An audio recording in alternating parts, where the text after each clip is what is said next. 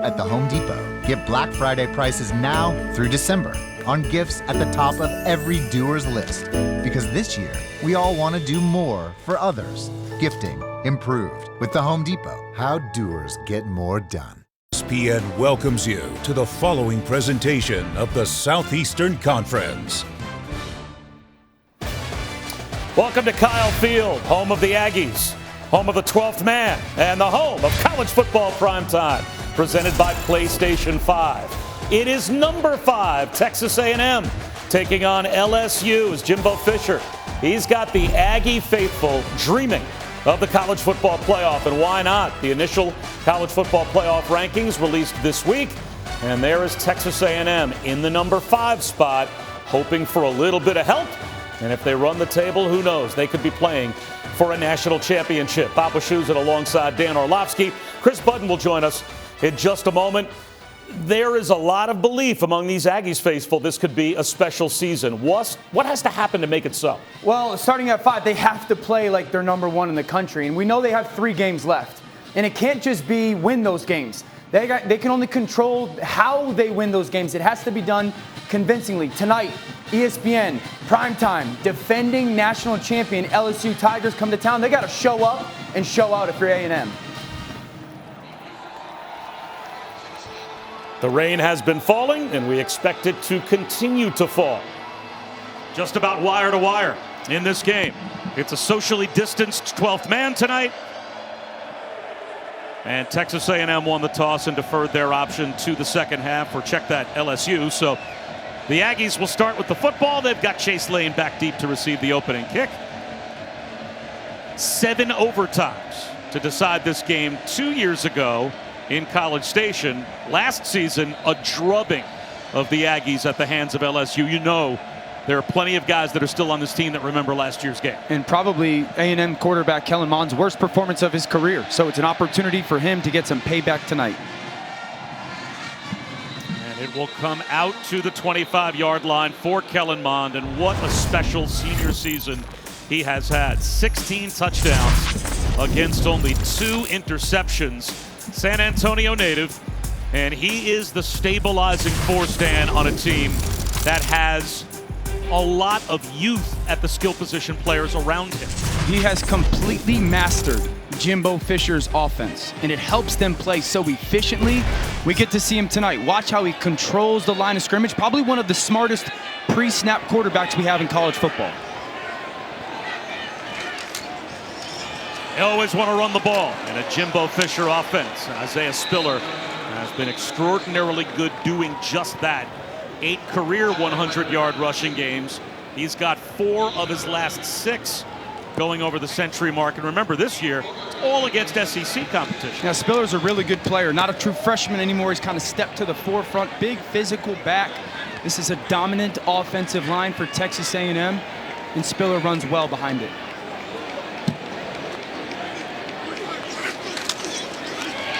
Mond off play action. Wide open to Spiller, and he drops the ball in the flat as we check our Chick-fil-A impact players. I think for LSU offensively, it's got to be Eric Gilbert. He is a big-time matchup problem, and B.J. Ojolari on the defense. 3rd downs are going to be such a big deal for LSU defensively, and for A&M's offense, Jalen Weidermeyer is such a matchup nightmare. Playing tight end as an offensive lineman sometimes, and then as a receiver, and Tyree Johnson, a defensive lineman rushing against a true freshman quarterback. He's got to create some havoc. He's going to get man-to-man pressure across the board. Mond hangs in the pocket, floats one to the first down line to gain. Anaya Smith makes a diving catch, and it looks like it is just good enough to move the sticks for the Aggies. This is so well done by Anaya Smith.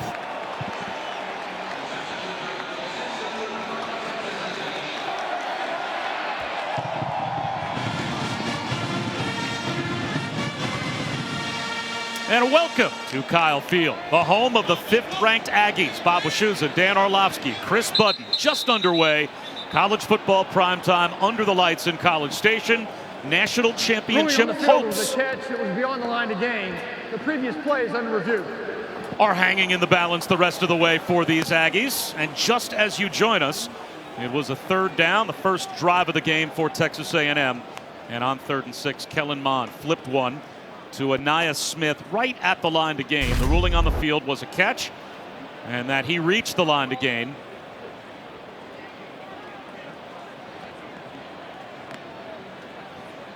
Now his own momentum is bringing him back towards the 35-yard line. It certainly looks as if that's a clean catch, Dan. So I don't think what replay right now is worried about is whether or not the completion was secured by Anaya Smith. I think they're checking the spot of the football to see if he did indeed pick up a first down, or should it be 4th and 1. I think it looks, where's he possessed the football, and it looks like, okay, the left elbow is going to come down. He's possessed it, left elbow's down. Doesn't look like that ball ever moves. So where's the ball once that left elbow hits in relation to that first down marker? Left elbow's down there now. It's so close. I guess you could make an argument that it's just shy of the 35-yard line, but they marked basically the nose of the football at the line to gain. It has to be indisputable to overturn the call in the field, and this is a big early decision, because if he ends up even 6 inches short of a first down, would you go for it on 4th down inside your own 35-yard line in the opening possession? After We're about to find review, out. the spot of the catch is the 34.5-yard line, making it 4th down, 1/2 yard to go. So there it is. The spot of the football does indeed come up just shy of the first down line to gain. It'll be 4th down and 1/2 yard. And it looks like Jimbo Fisher, wisely so, first possession of the game, is going to send his punt group out. Still somewhat surprising to me, because this is such a great offensive line. It's the best rushing attack in the SEC. I understand it. I'm somewhat surprised that Jimbo doesn't want to play aggressively to start this game. Boy Moore deep to receive the kick from Nick Constantino.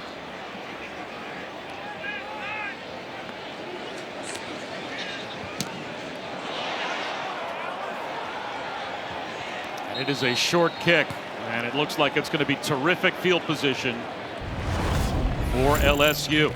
And the freshman quarterback, TJ Finley.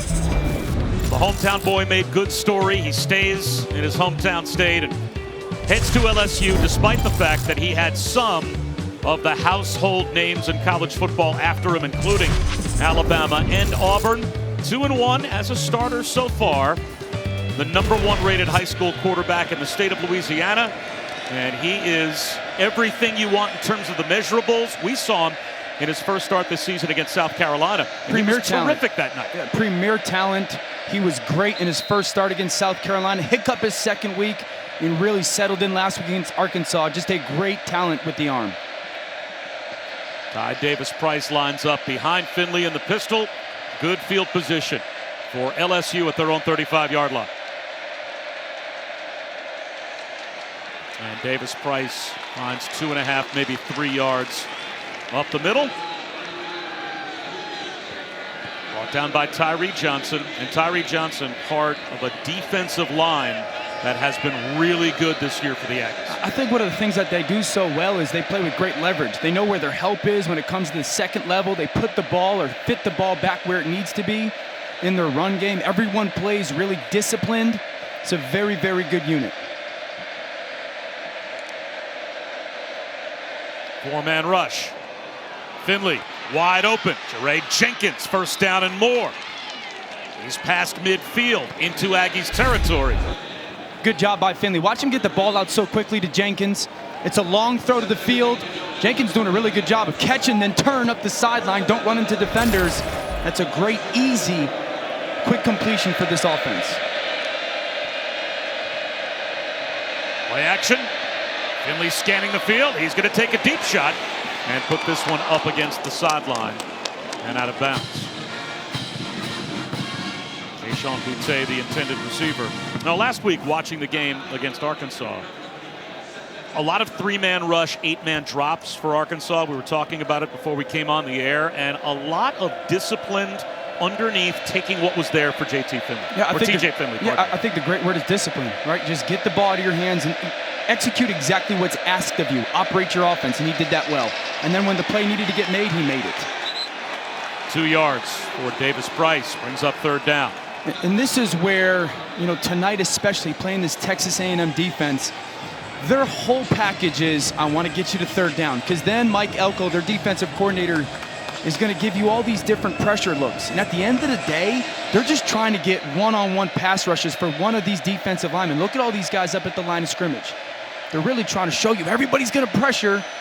We just need one-on-one and one of those guys to win against this offensive line. Finley sees pressure. Yeah, Finley sees pressure coming from his left. Now it's coming. It's a 5-man rush off his back foot. He beats the pressure, but not getting to the first down line to gain was Coy Moore. He left his feet. It'll be 4th down and 2, and hustling up to the football, set to go for it on 4th down. Finley getting his group ready.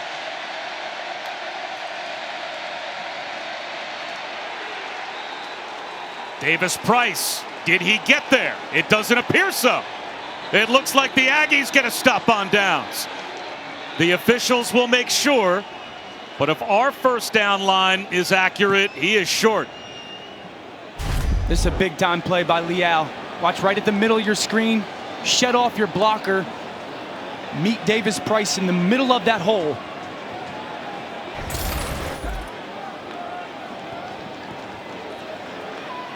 Michael Clemens, the senior defensive line starter, out tonight for Texas A&M. So DeMarvin Leal is going to play even more than he normally would in that rotation of defensive ends. And he may have gotten just enough of Ty Davis Price to get the stop on downs. Let's see. It is a stop for Texas A&M. The sophomore gets the football back for his offense, and Coach O needs his group to be ready on defense.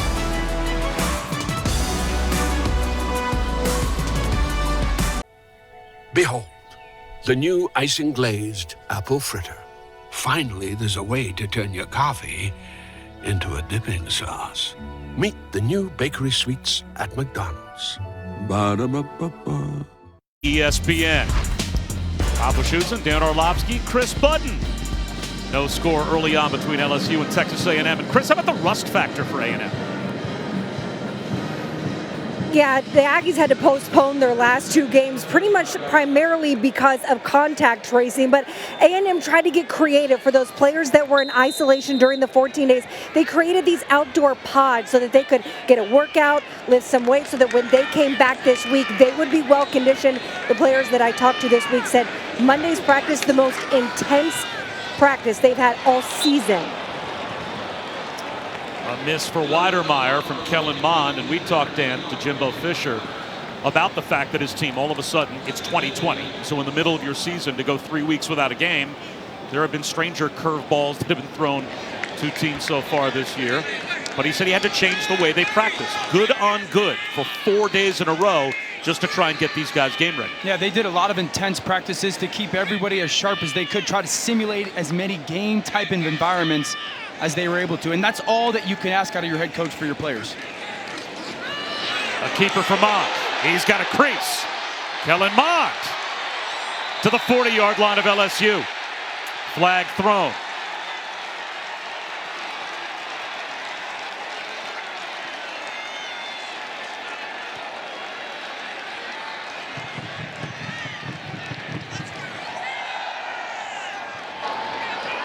Dead ball, personal foul, late hit out of bounds, defense number 7. 15-yard penalty, automatic first down. So Jacoby Stevens tacks on another 15 for A&M. Just watch the back. The linebacker follow that tailback. It allows the offensive line to get up. No one there left for Kellen Mond.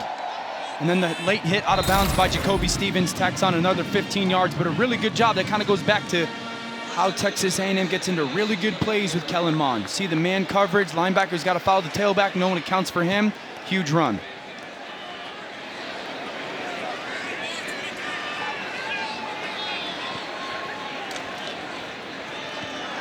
Spiller for a yard. All right, Texas A&M in the first college football playoff rankings release, their highest ranking since being number 4 in the first release all the way back in 2016. So Jimbo Fisher has them positioned to possibly make the college football playoff. What has to happen to make it so? Well, they need to control everything that they can, meaning their next 3 games, they have to win them convincingly. They got to prove to the country we are one of those 4 best teams. They certainly need some help, but it starts tonight. Listen, this is national television. This same team, LSU, plays Alabama next week. And so you want to make sure that you come out and show everybody you are convincingly one of those 4 best teams. Hahn throws it into dangerous territory. And Nia Smith, the intended receiver. Cordell Flott jumped the route, a flag down as well. Pass interference, defense number 25. The penalty will place the ball at the spot of the foul and includes an automatic first down.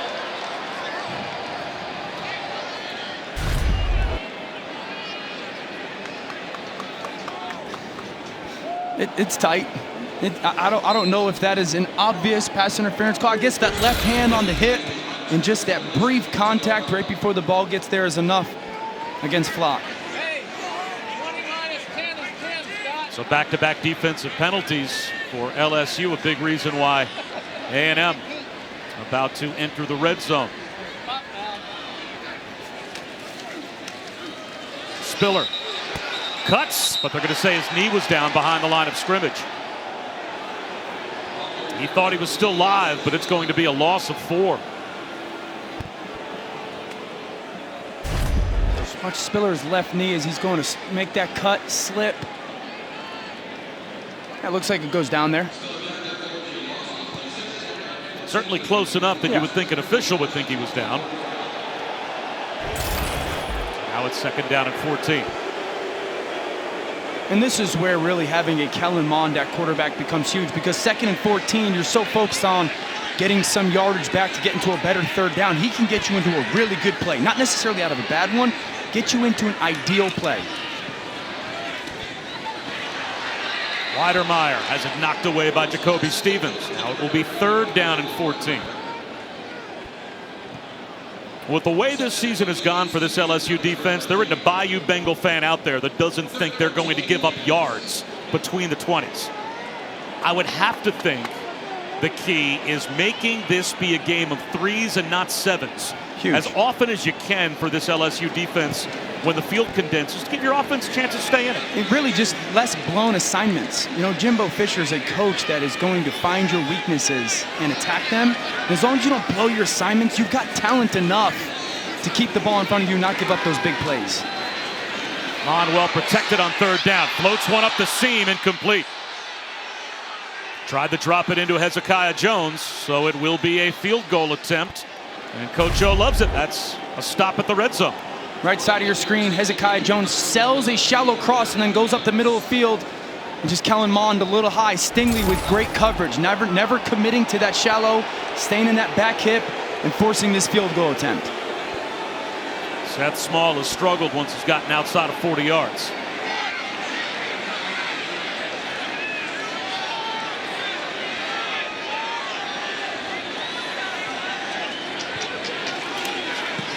From 42. He's got it. The Aggies strike first. It's 3-0 Texas A&M. Good job going down the field. Having the opportunity to get that kickoff. Slip doesn't matter. Ball gets through those uprights at home. Aggies up 3-0.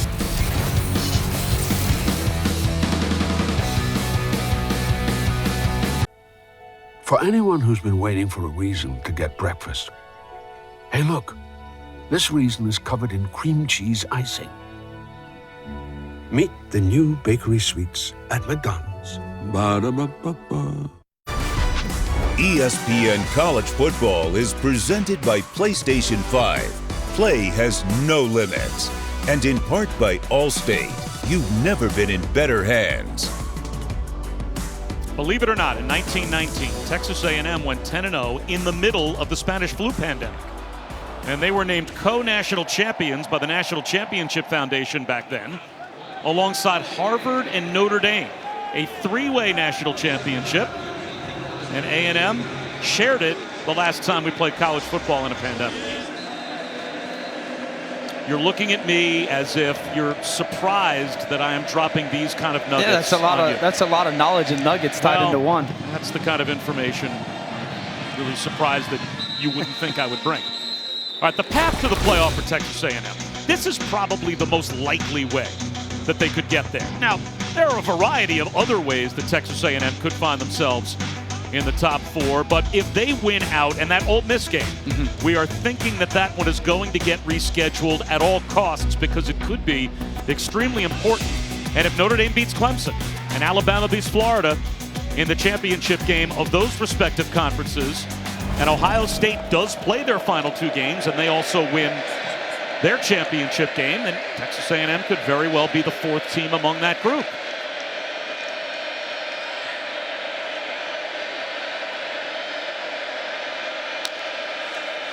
TJ Finley, only a 3-man rush, still forced out of the pocket, and tries to squeeze one into a tight window and can't find Eric Gilbert. It'll be 2nd down and 10. This ball's just got to come out of hands quicker. Now to Gilbert, right on the right side of that screen. He's just running that 5-yard out, that 5-yard stick route. He's got leverage on Buddy Johnson, and that's something that TJ did a really good job of last week. Get the ball out of his hands quickly. We saw it in his previous drive to Jenkins and the hitch route to the field. Get it out of your hands on 1st down quickly and get your completions.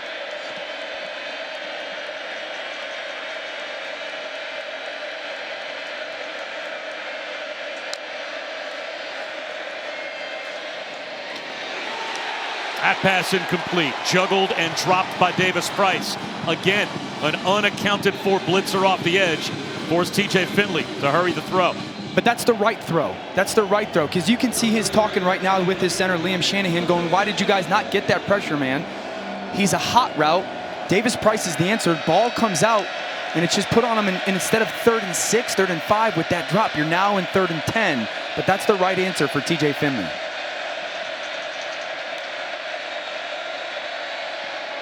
Screen, Butte, nowhere to go. Grabbed around the ankles and dropped after maybe a gain of a couple of yards by Leal. So it will be 4th down. That's the 2nd awesome play in this 1st quarter by Leal.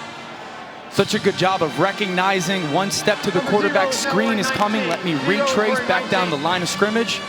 You get off the field again. But that goes back to the 1st down. Really the miss by TJ Finley in his read, and then that 2nd down drop by Davis Price. That is Aniyah Smith, by the way, in case you are unfamiliar with Texas A&M. High snap, pulled down, and trying to get away from the rush, and really doing an amazing job to somehow get his foot on the football and get it not only past the line of scrimmage, but at least rolling into A&M territory. Zach Von Rosenberg, talk about composure from your punter to save a disastrous play. What a big-time play by the lefty. A friendly roll. A&M with the ball when we come back.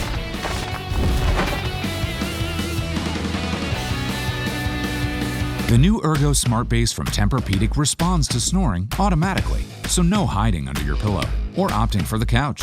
Your best sleep, all night, every night. This Black Friday, save up to $500 on adjustable mattress sets. Texas A&M's offense, they play behind the Maroon Goons.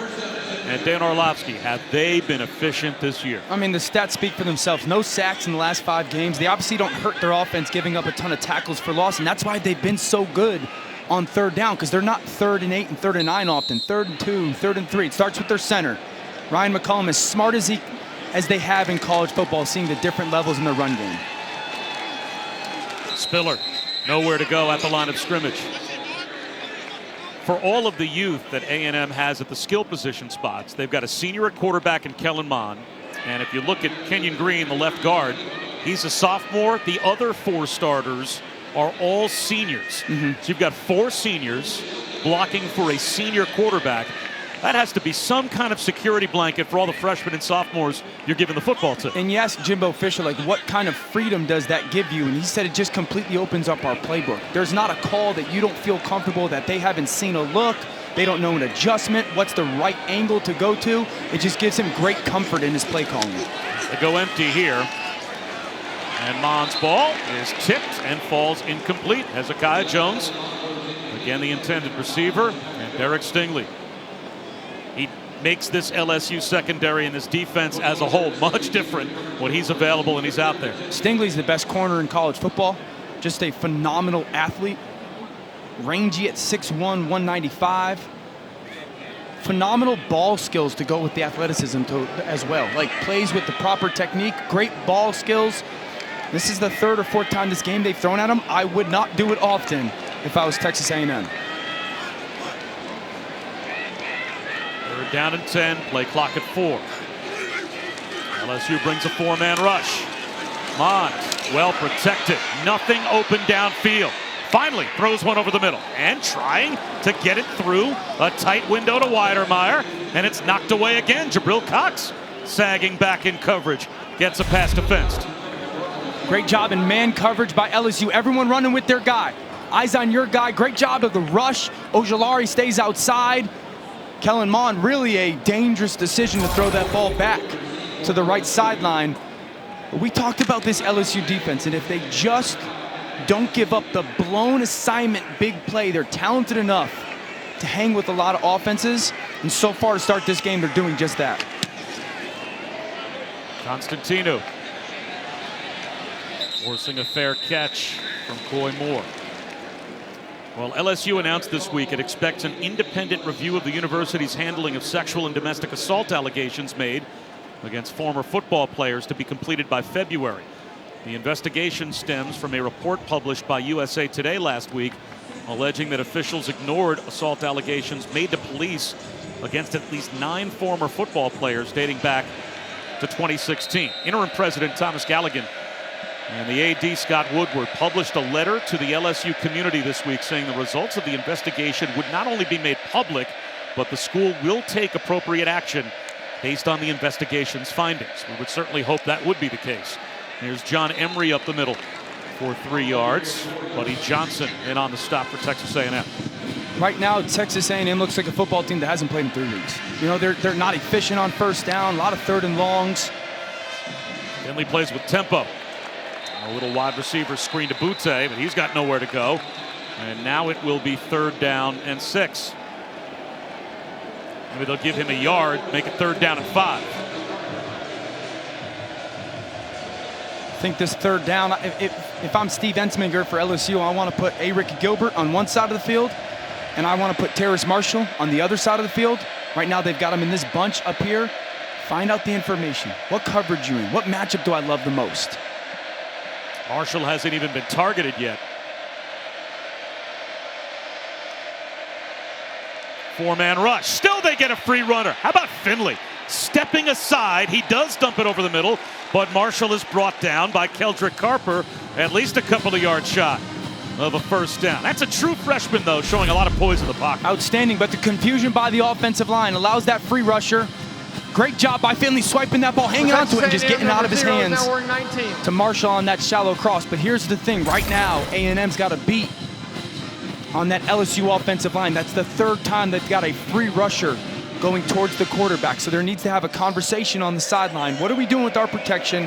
How are we going to shore it up to make sure we can at least get our play started offensively? Again, Anaya Smith goes from 0 to 19 as the punt returner. He is back deep. He's going to let this one hop and field it on a bounce. And pick up a couple of yards on the return. Well, Tuesday, 7 Eastern, ESPN and the ESPN app will have the next exclusive reveal of the college football playoff top 25 rankings. Reese and the guys will break it down from top to bottom. They'll have coach reactions, a live interview with committee chairman Gary Barta as well. And how fragile, Dan, can these playoff hopes be? Kicking team, it looks like we've got a flag down. The 5-yard penalty will be enforced from the dead ball spot. 1st down. An illegal formation penalty called against LSU will give a free extra 5 yards. Number 19 to Texas is now back to wearing number 0. Ask Northwestern, after they get what looked like a program-defining win last week to get into the top 10 against Wisconsin, and today to lose to Michigan State, a team that has really struggled this season. You know, those hopes can be dashed very quickly. I say this every year with college football. These are 18 to 22-year-olds, and it's really difficult. They can't have an off day. To get into the college football playoff, you can't have an off day. Now adding on what 2020 and COVID has thrown at these young student athletes, it's a ton on their shoulders. Spiller Up the middle for 3.5. Well, the selection show presented by AT&T will come your way on December 20th. That will be the final reveal, and then the Rose Bowl and All-State Sugar Bowl this year are the college football playoff semifinals on New Year's Day. And January 11th, we'll have the national championship game presented by AT&T as well. Will Texas A&M be there? They have to figure out a way to get by LSU first. Mond, 2nd and 6. Wide open, it's Smith. Such versatility to take Anaya Smith, move him all over the field, and they find him for a first down here. Just a really good job by Smith. I think he's probably the most important person on their offense outside of Kellen Mond, because they'll play him as a tailback and hand it to him. They'll play him in the backfield as a lead blocker. They'll put him as a tight end spot in run game, and then they'll put him as a slot receiver and throw him the football. I mean, that's 4 really positions in one, and it just creates such a stress on the defense of how you're going to match up with your personnel. There he goes in motion. Mond off play action, looking downfield. He's going to take a shot. Incomplete, looking for Hezekiah Jones. It'll be 2nd down and 10. It's a great call and a great play fake by Kellen Mond. Watch how long he rides this fake. Hold it, hold it, hold it. Get that safety to bite up, and then take your shot downfield to Hezekiah Jones. Just a really good job in coverage by Jay Ward, trailing underneath and forcing a very difficult throw by Kellen Mond. Right now, 2 things for the LSU defense. Their defensive line is winning at the point of attack, and their perimeter guys are playing great in man coverage. They're not getting lost with their eye discipline. They're playing in the back hip and forcing difficult throws. 2 things that haven't happened a lot this year for LSU. Correct. No, they're doing a good job so far at the important things tonight. Can they keep it up? An option opportunity here. Mond on the keeper. Picks up 5. It'll be 3rd down and 5. As Micah Baskerville got him around the ankles and brought him down. You can't be much more automatic than 62% on 3rd down. And that is incredible, but 0 for 3 already tonight. So again, evidence that the LSU defense is winning. And the reason why they've been so good is efficiency on 1st and 2nd down, and then this young man right here, Jalen Weidermeyer. That's their tight end. They flex him out. What's the matchup? And if they don't like it, they're going to work to that bunch set.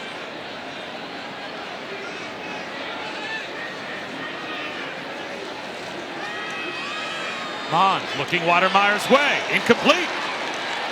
Another pass defense for Jabril Cox. And now it's 4th down and 5. Would you go for it? At least in this area of the field. It's a long field goal on a wet field inside the 40-yard line. You probably go for it on 4th and 5. I think that Jimbo Fisher would go for this. You know, you got to understand that LSU is doing a good job again in man coverage. And you're going to have to do something to allow your guys, help your guys to win. Meshes and rubs. Looks like Jimbo's going to come and send the punt team out there. He's going to play field position.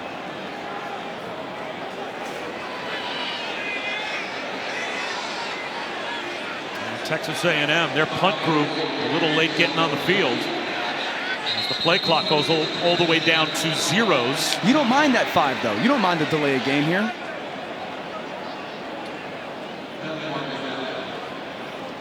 No reason to rush and burn a timeout there. Take Might your give 5-yard. Constantino a little more room anyway. That's totally fine.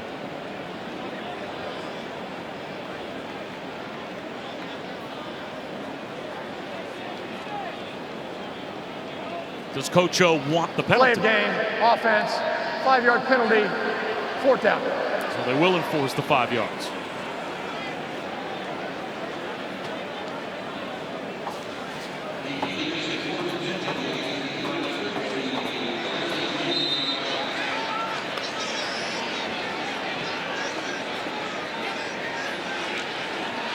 Constantino will try and angle one. Does it perfectly, down to the 1-yard line. Well, that certainly makes the decision to punt and not go for it on 4th down and 5 stand up. That's why Jimbo's down there making those calls. What a punt. I mean, that ball lands at the 1, spins back like a 60-degree wedge. Or a Dan Orlovsky driver. That's messed up. How did you get backspin on your driver? Well, it's... You know what that looks like? That looks like one of those Dude Perfect trick shots. Dude Perfect, I believe, are a bunch of Texas A&M alumni or graduates or fans, my kids love Dude Perfect. That's what it looks like. One of those crazy shots where the ball goes up in the air, comes down, and spins back. And now Max Johnson in for TJ Finley at quarterback. A little zone read here. And Davis Price pushes the pile for a couple of yards. I only made fun of your airmail driver because I knew Matt Barry was listening in. We're going to bring him in now. Matt?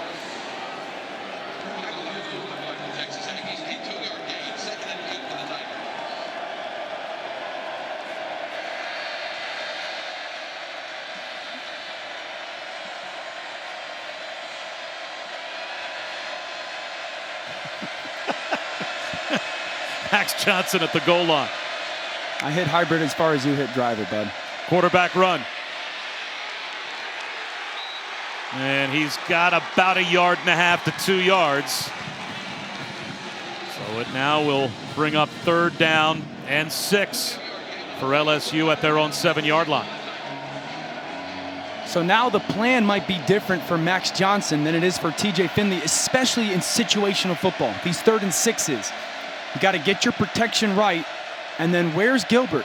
Where's Marshall? How can I get the ball to my hands in a matchup that I love? Marshall in the slot up top.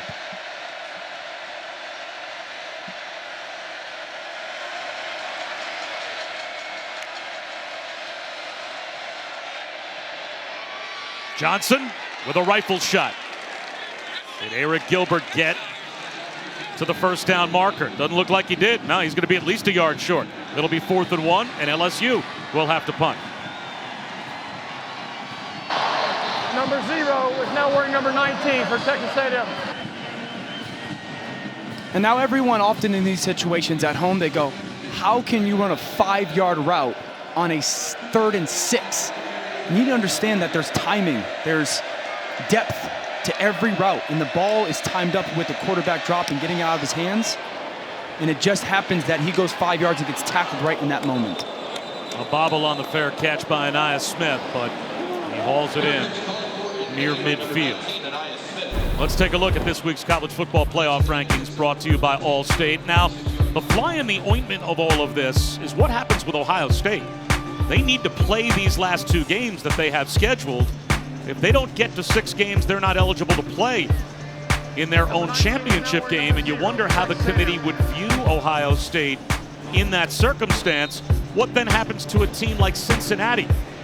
What then happens to a team, like a Texas A&M, where they might be on the outside looking in if the committee applies a different line of thinking to Ohio State than their own league does? Listen, there can't be any way where if Ohio State doesn't get enough games in to qualify for their conference championship where they get into the college football playoff. That just cannot happen this year in college football. Well, here's the rule, at least as far as the Big Ten championship is concerned. You can't miss more than 2 games relative to the conference's average number of games played. So given that, Ohio State's 2 cancellations already this season, they have to play Michigan State and Michigan to be eligible to play in the Big Ten championship game. Now, if they play Michigan State and Michigan, win the Big Ten championship, and they're undefeated having played 7 games, not just 4. That's enough for me. You think they're in? Yeah. No doubt about it. But if they don't get both of those or one of those 2. Spiller into the secondary. Isaiah Spiller looking for the pylon with a stiff arm. Is he in? Touchdown.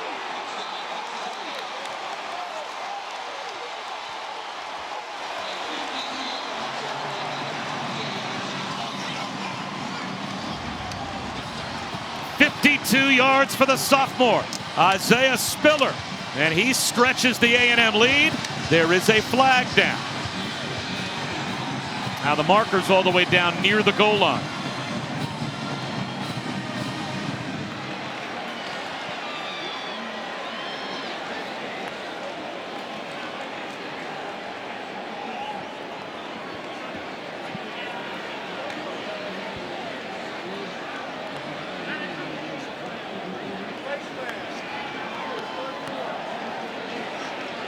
Resulting play is a touchdown. During the play, personal foul, face mask, defense number 31. That 15-yard penalty will be enforced on the succeeding kickoff.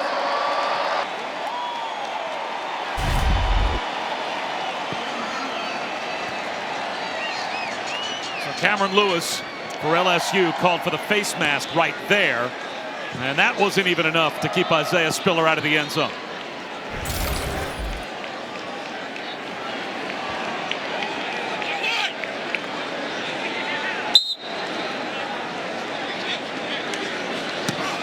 Sixth rushing touchdown of the season for Isaiah Spiller, the number 3 running back in terms of yards per game in the SEC, and he makes a big one happen here. Now watch, you're going to arc release these guys out front. You're going to pull and lead block, which is great. But watch the center, McCollum.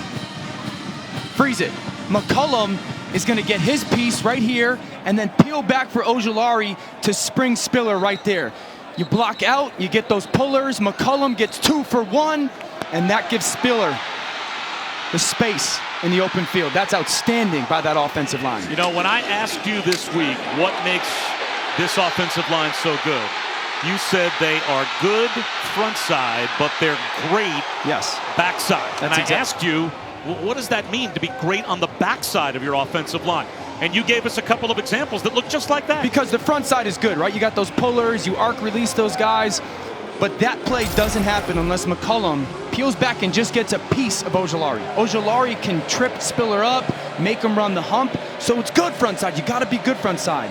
But you can't be a great running team unless you are great on the backside. The cutoff angles, the shut off backside defenders.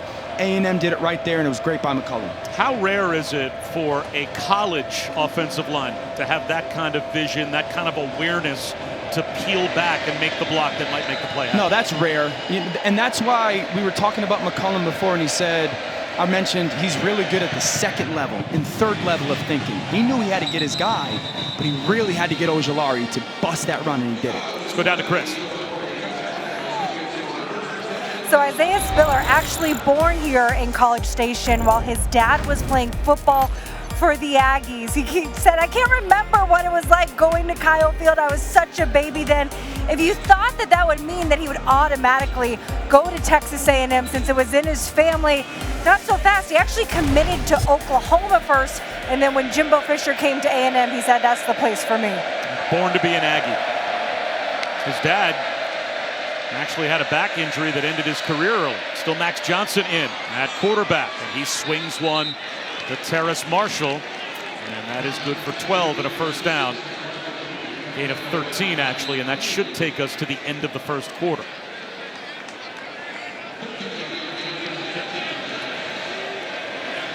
So Texas A&M just on the outside of the college football playoff, top 4 looking in. We've got a 10-0 lead over LSU after 1.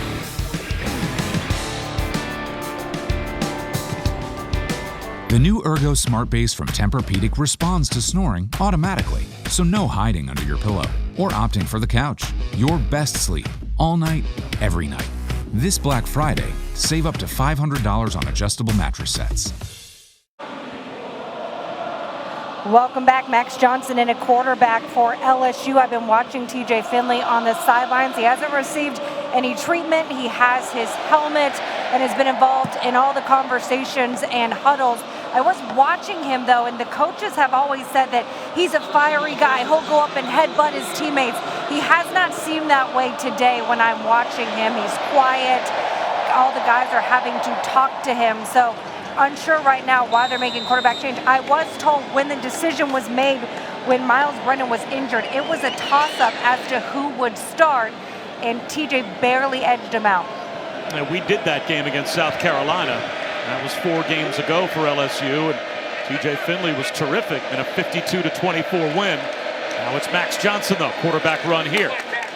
And he picks up a yard. Well, Max Johnson, he's been around football at the highest level for a long time, as in a dad, Brad, who played 15 years in the NFL and of course was Coach Gruden's starting quarterback with the Bucks when they won the Super Bowl. And there's little Max at his dad's arms celebrating a championship. Now he is in the shotgun taking on the number 5 team in America, and it's quarterback run again. And he is met again by a tackle machine in Buddy Johnson, who has led this defense in tackles 5 of their 6 games this year. What an awesome job, Buddy Johnson. Watch the patience by number 1. Patience, patience, read the pulling guard, beat him inside, and then get to the quarterback. Buddy Johnson's a guy that I kind of reference. He almost plays linebacker like an offensive skill player. He's outstanding in space, knows when to dip underneath, play with leverage. Very good player at this level as an SEC linebacker. You see this pressure package again. All these bodies up at the line of scrimmage. Max Johnson looking to the sideline. Okay, which guy's going to come? And it's really the offensive line figuring out who they have to give him a chance to get the ball out of his hands. Play clock goes to 0. By the time he's diagnosing all of the different possibilities, LSU. a timeout has to be called. Timeout of the half. Coach O not happy.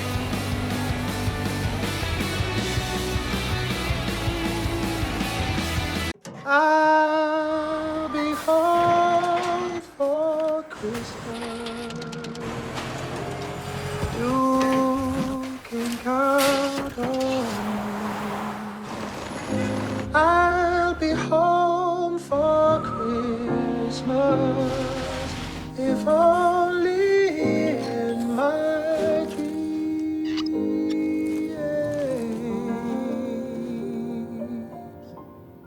At least for now, Max Johnson's the quarterback for LSU. This is the SEC on ESPN. Of course, his father, Brad, a 15-year NFL player. His mom, an athlete as well, South Florida volleyball player. And Uncle Mark, you may have heard of him, coached Miami and Georgia. And Brad Johnson basically said he's been coaching Max since he was in the womb. I mean, he has been preparing him to be a quarterback. And he was the number 6 pocket passing quarterback in high school football last year, according to our ESPN recruiting guys. And here he is facing 3rd down and 9, early second quarter. Texas A&M rushes 4. And he misses a wide open John Emery in the right flat. It'll be a punt for LSU. It's really a blown defense by Texas A&M.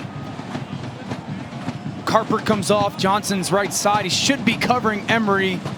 Gets to him late and just misses that throw. But I would always tie this back to this pressure package out of Texas A&M's defense. It messes with all 11. Receivers, tight ends, quarterbacks, offensive linemen, backs. It just forces you to play uneasy. You're not settled. Von Rosenberg. Anaya Smith catches it on the dead run. Stays on his feet out to about the 34-yard line. And that's where A&M will take over with a 10-0 lead after we check in with Matt Barry. Number 19 for Texas A&M is now wearing 0. 19 now wearing 0.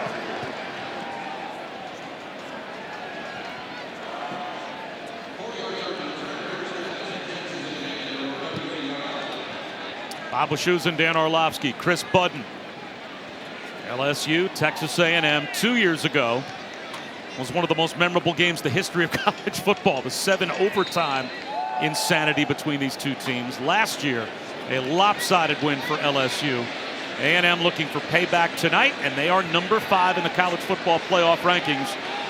So you have to believe Jimbo Fisher knows style points might matter in these last 4 games for his Aggies. Spiller turns the corner again to the 36-yard line of LSU before Flock finally throws him down. Watch Anaya Smith from the left side of the screen pop. He clips the safety. A great block by Weidermeyer, and then Isaiah Spiller showing that vision, that speed out into the open field. Really good job. Again, the angles of this offensive line. Weidermeyer goes where he thinks that backer's going to be. Just all you got to do is get in the way, and then Spiller just a good job running that hump. Love how Anaya Smith with the one finger up in the air. Right? He enjoyed that block. He's a slot receiver here. There he goes in motion. Instead it's Spiller muscling his way for 3 more yards. Does he remind you of anyone? Zeke, Dallas Cowboy. I think just like very powerful player, but has some long speed, fast, strong, but can get in and out of cuts, and then really good vision. He's a physical back, and then they'll throw him the football, something I think the Cowboys need to do more of, quite honestly, but they look the same. I think their running style is very similar, and I know that's high praise for a guy like Isaiah Spiller, referencing him to Zeke Elliott, but There's a lot of similarities in their game. He's already got 93 yards. Check that, 92 yards here in the first half, averaging over 10 yards per carry with that long one he ripped off. Mon swings one. Spiller in space. Puts the brakes on. And gets thrown down by Baskerville. 2.5 yards shy of the first down. It'll be third down. And that's what I love about his game. I mean, that's a designed throw. There's no read there for Kellen Mond. You got that bunch set. We're going to send Spiller out there with a quick motion. You guys lead block, and a 1-yard throw becomes a 6-yard gain, now 3rd and 2. Mond on the run. That's a first down to Aniyah Smith. Stays in bounds. Boy, talk about strength. Shakes off a tackler and picks up an extra 6 or 7 yards. So far, we've seen Aniyah Smith go in the slot. You're a lead blocker, essentially. Then we brought you in jet motion, used you as a decoy. Now we'll go 3rd and 2. We'll sprint to you, and you got to win in your man-to-man route on that quick out-breaking route. That's why he's such an important player to this football team, because as a defense, you're thinking, okay, he can lead block in the run game. They can hand it to him in the jet sweep. They'll throw him the ball. It's such a challenge for defense to go, how do we want to defend? Spiller, that's a trick play, and he drops it off to the right tackle, Carson Green. LSU blew up the trick play in the backfield, and Spiller, he was trying to hand it to Chase Lane, who was looping around on a reverse. Instead, he handed it to his right tackle. This is dangerous, Spiller. Farrell comes in through, unblocked. Carson Green sitting there catching that pitch. That is lucky for Isaiah Spiller that he just so happens to see his offensive lineman there. Did that ball travel forward? You can't throw it forward to one of your offensive illegal touching. linemen. And I think that's what the officials are getting together right now to discuss.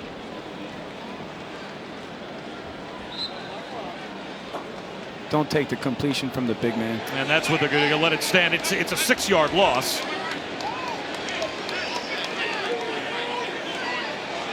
So 2nd down and 16 just outside the red zone now.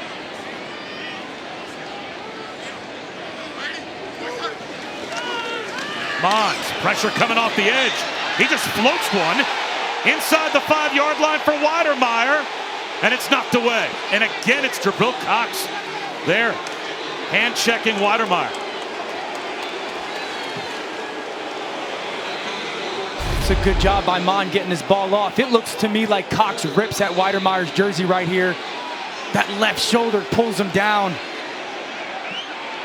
If you're going to throw that flag for that first one on Cordell Flott, I don't know how you don't throw that flag there if you're an official. You don't think Weidermeyer was grabbing as much as Jabril Cox was? I think Cox grabbed that left with his left arm, that right shoulder, and tugs. And I think that should be a PI. Well, you're a bitter old quarterback, so there's only so many times you're not going to side with pass interference. Mond over the middle. There's Weidermeyer muscling his way to the 5-yard line. Eli Ricks, the freshman, made the stop. Is it good enough for a first down? It looks like it is. Look at his eyes. Watch Mond. He's going to stare to your left, his right. Move that linebacker, come back, one hitch. He knows Weidermeyer is going to be right there in that soft spot in the zone. Big physical body falls forward. That's a great job by Kellen Mond moving that linebacker with his eyes. Pulling the field was a catch and a first down. Previous play is under review for the spot. We'll step aside while they review whether or not Weidermeyer picked up the first down.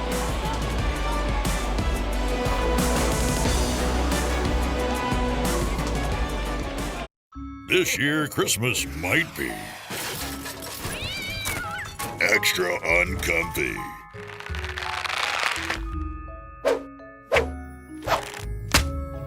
But if there's anyone who can put the year back on the nice list, it's Duluth. Salvage this season with Yuletide tested gear. Only at Duluth Trading. Something to believe. ESPN, home of the college football playoff. ESPN College Football, presented by PlayStation 5, is brought to you by Pizza Hut. No one out-pizzas the Hut. Order today for contactless delivery, carryout, or curbside pickup. 2020 in a pandemic. We're trying to keep the college football traditions alive as best we can. They still had the midnight yell last night. And for the second time here in the first half, a replay has kept Texas A&M just a shade shy of a first down, setting up fourth down. First time they punted their half of the field. This time they're going for it inside the 6. Yeah, and this is where Jimbo Fisher can get really creative. Sometimes it's quarterback on the move. Sometimes they'll delay their tight end back across the formation. This is when he's just at his best. Quarterback sneak. The ball pops out. It's loose. And it is recovered well behind the line to gain by Texas A&M. Kellen Mond put the ball in harm's way, and it popped free.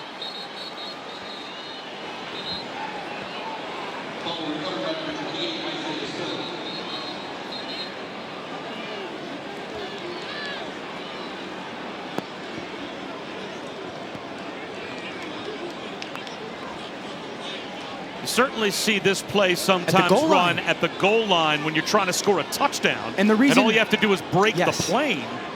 But to do this where the ball is still live, once you put it out over the line of scrimmage, seems like a very risky decision for Texas A&M, and Dan, it certainly played out that way.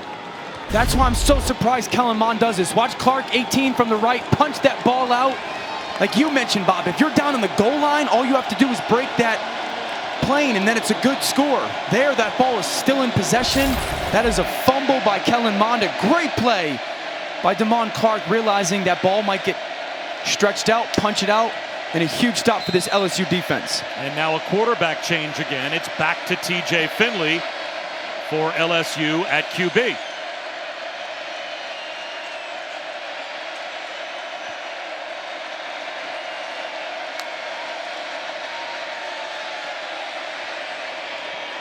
And he finds a soft spot in the zone to Terrace Marshall. And Marshall, an extra gear.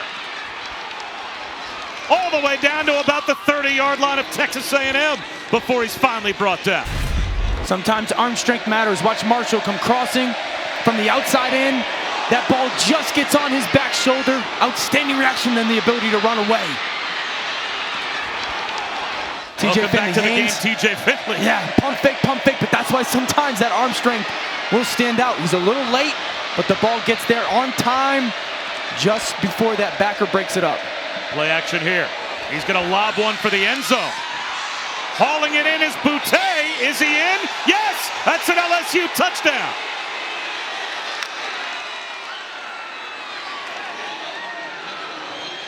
A 2-play touchdown drive after the fourth down stop.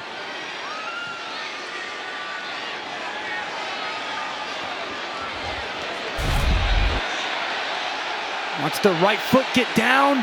Is the right foot clip inside that pylon? His body's inside of it. What's the security of that catch? Gosh, that looks good. What outstanding body control by Boutte. The ruling on the field is a catch for a touchdown.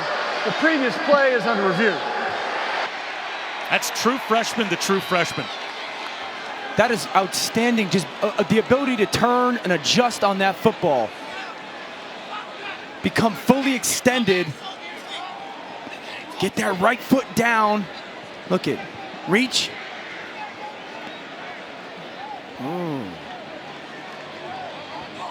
Well, Matt Austin, a longtime SEC referee. By the way, the last game Matt Austin worked was the 7 overtime game between these two teams a couple of years ago. That's some way to say goodbye, Matt. What do you think about this Boutte touchdown catch?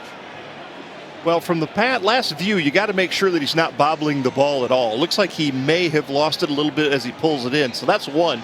Two, you got to make sure you get your feet inside the pylon.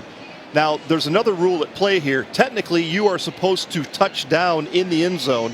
His one foot is short. His second foot touches out of bounds in the end zone, but they both went inside the pylon. So, and the ball also, I believe, is inside the pylon. So if he maintained possession, this is a touchdown. Well, it certainly looks like he maintains possession all the way through the process of hitting the ground. And there's one moment where the ball does, just for a split second, appear to maybe not be completely in his possession, but is that only because we're looking at this in super slow motion? If you play this full speed, I mean, to me that looks like a catch. And I don't know if he ever... Here's the call. Going back to the book. Let's see. After further review, the pass has been ruled incomplete. That's going to be LSU ball, 2nd and 10 at the 31-yard line. The ball will be placed on the right hash. Clock will start when the ball is legally snapped. That's a tough touchdown for LSU to lose. That was a terrific would-be catch by Boutte, but it's taken away by replay. Just that little movement probably did it in, right? Just that little bit.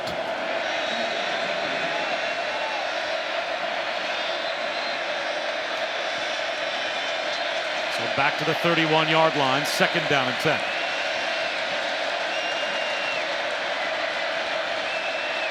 I like this by Finley, communicating to everybody, both sides of your offensive line in a loud environment.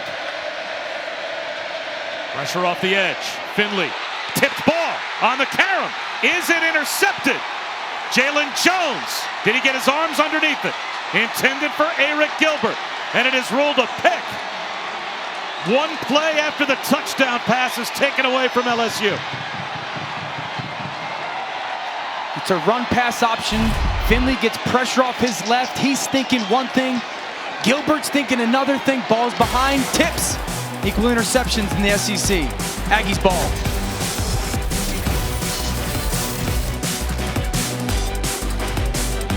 I'll be home for Christmas.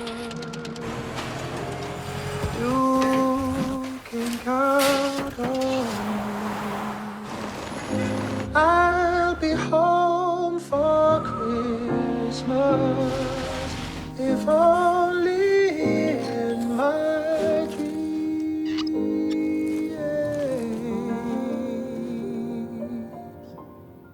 For the true freshman, Jalen Jones gets the ball back for Texas A&M. One snap after Finley and LSU had a touchdown overruled by replay. Bob Wischusen, Dan Orlovsky, Chris Budden down on the sidelines. Matt Austin, our rules expert, bringing you Texas A&M and LSU college football primetime here on ESPN. Kellen Mond back to work. Flag down at the snap. Spiller down as well. Lost a yard. We'll have to check the marker. Tackle for loss by Andre Anthony. Holding on the offense, number 73. 10-yard penalties in the previous spot. Repeat, first down. The guard Hawker pulling around. Anthony off the edge does a great job of beating him to the point, and that forces that hold by the big right guard. But the effort and the speed by Andre Anthony makes that play. This LSU defensive line has really played well tonight. They're playing violent, they're playing fast. They've given up that one big run. Other than that, they've done a good job of containing this run game and creating some pressure on Kellen Mond.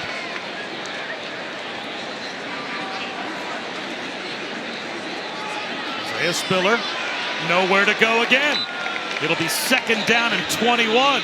Baskerville gets the stop. Well, tying pressure. Hansford's going to come off the edge, and that safety's going to drop down. Now Gilbert's running a stick route. Finley thinks he's just going to sit right there. Pressure in his face. He's got to make the decision before he's ready to. Safety gets his hand on it. Picked off by Jalen Jones. But just tying in that pressure with the safety dropping down over the top of Gilbert, that little bit of confusion by those two young players. That's Mike Elko, right? And this scheme, who's coming and where are they coming from? Exactly. And tying it together. It's got to be timed up at the right time. A&M did it great. Mond lobs one down the sideline. Trying to haul it in, Hezekiah Jones. And it's incomplete. Stingley was there in coverage. But look at Stingley playing underneath. Hezekiah Jones does an outstanding job of getting that left hand on the ball. But he's playing man coverage in that trail underneath technique that forces what? Kellen Mond to have to make a perfect throw. Close, but an incompletion nonetheless. He's the latest great one at DBU. First team All-American last season as a freshman. and a preseason first-team All-American this season. And boy, are they happy to have him back after he had a weird sprained ankle stepping on the down and distance marker against Missouri and was lost for a time. I'll hand it off here to Spiller, and he's going nowhere as well. Let's check in with Matt.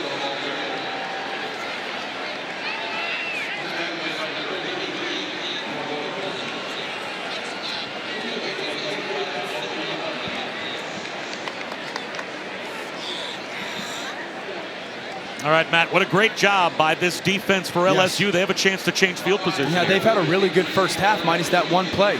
And I think it's been their defensive line and their man coverage. When they play that man coverage, that underneath trail technique, it's so difficult for quarterbacks to feel comfortable throwing the ball to that receiver because the body's in between him and that receiver, and they're doing a good job of it tonight. LSU will begin in plus territory when we come back. At Paladoga got inspired by Popeye's Wicked Shrimp, and it rocks. Wicked Shrimp at Popeye's, golden and fried, crispy inside. Get Popeye's new Wicked Shrimp with a biscuit and a side for just $5. That chicken from Popeye's. For NFL Sunday with Sunday NFL Countdown, Peyton Manning will get a beast mode lesson from Marshawn Lynch. And then Monday night, our Monday Night Football matchups, he's Russell Wilson and the Seahawks taking on the troubled Carson Wentz and the Eagles offense, 8 Eastern on ESPN, ESPN Deportes, and the ESPN app. TJ Finley and Max Johnson have alternated possessions here in the first half, but now it is Finley going back out there to begin this drive at the A&M 45-yard line. He'll hand it to Davis Price, and Davis Price will lose a yard. Aaron Hansford comes through to make the stop. That penetration for that Texas A&M defensive line really blows that play up in the backfield, and then Hansford just fires and then open gap. I think they got to figure out ways to get Gilbert and Marshall the ball. It doesn't always have to be downfield, but get it in their hands. Every time Terrence Marshall's touched it, good things have happened tonight.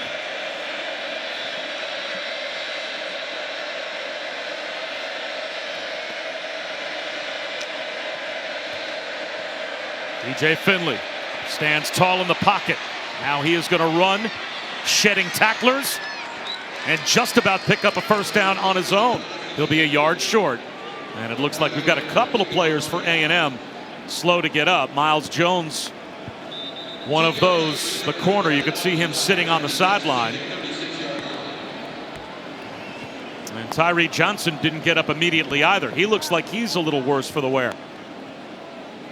Let's check in with Matt Barrett.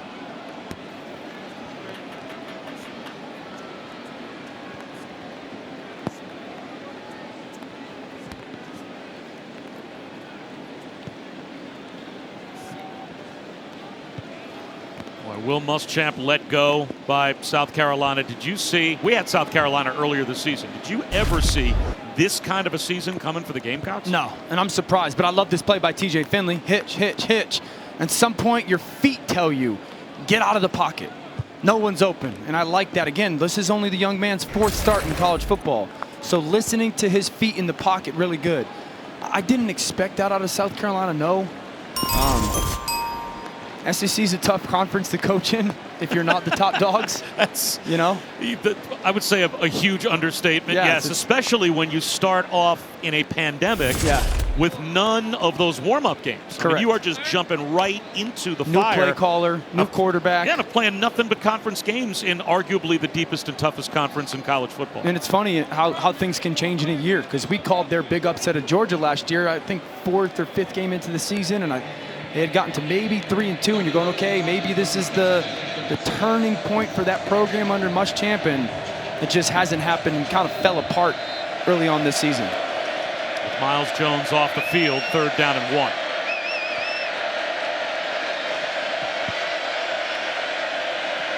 A lot of movement inside now to try and clog the middle for Texas A&M. Right at the heart of the defense, they'll just push the pile, and Davis Price is able to get a fresh set of downs for LSU. Really good job at the line of scrimmage by this LSU offense. You come up, you dummy cadence, you realize Texas A&M pinches their defensive tackles, in between those A-gaps, right on top of the center's head, and you go, okay, we'll run outside the guard to get this conversion. Now playing with some tempo. Finley flips one in the right flat. Freshman tight end Cole Taylor with a flag down.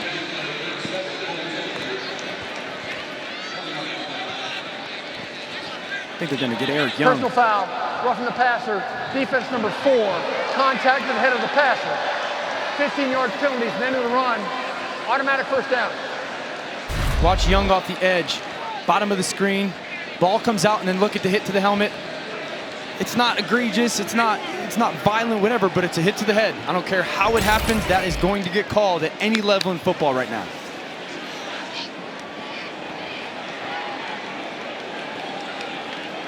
And he mushed him in the face, right? He contacts him and then he shoves him in the face or hits him in the face again.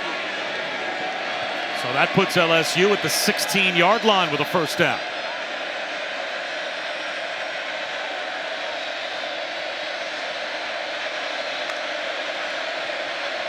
Davis Price. Right into the arms of Aaron Hansford. Hansford originally came to A&M as a wide receiver, spent his first 2 years back and forth between wide receiver and tight end. Well, his move to defense has turned out to be a good one. Anthony Hines, a linebacker, opted out. That made Hansford a starter. These are two studs, Marshall and Gilbert. How are you going to match up with them? And if then you're going to put, now you're putting the back outside, you got a linebacker on them, you got men across the board. Find your matchup, TJ Finley. Or quarterback run against a three-man defensive line, and DeMarvin Leal says, I am unblockable tonight. He has been tough. Watch Bobby Brown 5, he splits it, and then Leal falls back underneath. You mentioned it, Bob, that three-man front, that can't happen. That can't happen in that three-man front, but credit Bobby Brown and credit Leal for falling back underneath. 3rd down and 10.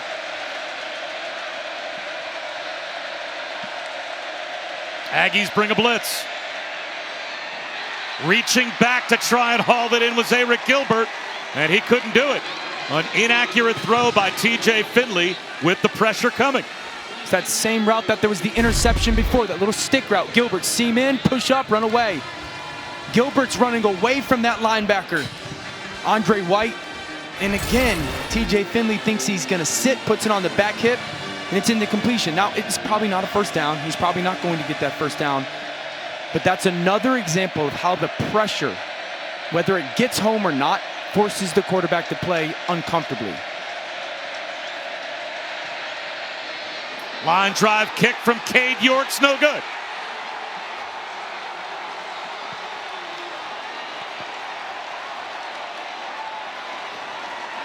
Another missed opportunity for LSU.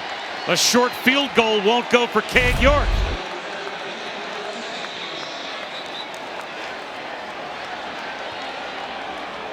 Just a tug left, trying to see those laces where they are in relation to that kick, because Cade York is a good kicker. And the laces are fine. He's perfect so far this season from under 40 yards until that miss. Now there is a rainstorm on a natural grass field that certainly makes the footing a little uneasy, I would say, for special teams on both sides, and we just saw it bite Cade York. So now plenty of time with all 3 timeouts for Kellen Mond. That's a sliding attempt that won't find Aniyah Smith. Boy, if you're Coach O at halftime, you are really looking at your team going, how many opportunities have we had that we've missed? As you see Smith just trying to make that sliding catch, just goes right through his arms. He's upset with himself, but to your point, like LSU has been really good defensively. They give up one play, and they've had some moments offensively, but they've been bad on first down. They've given the ball away. They have that bang-bang, almost touchdown reception by Boutte, so not good enough, but they're hanging right into this ball game. A toss out to the edge to Spiller. He's got a first down if the play stands. Weidermeyer They have gotten hands on a defender on the edge. The whole sideline for LSU is looking for a hold.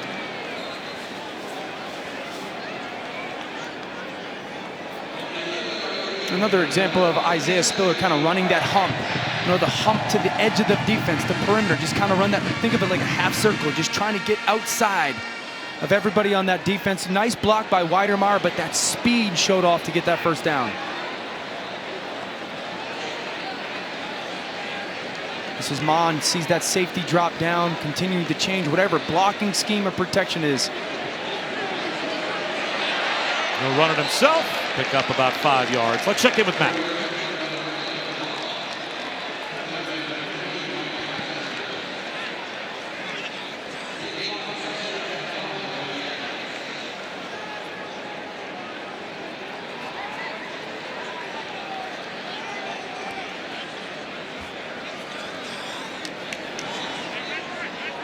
Matt, we're about 2.5 minutes away from that halftime report, as LSU is going to try to keep this a 2-score game before halftime. Kellen Mond hands to Spiller, and he continues to work on a 100-yard half, as he is very close to a first down. It'll be about a yard shy. It'll bring up 3rd down and 1. Some tempo out of this A&M offense. Get to the line of scrimmage. Spiller, first down and more. There is a flag down.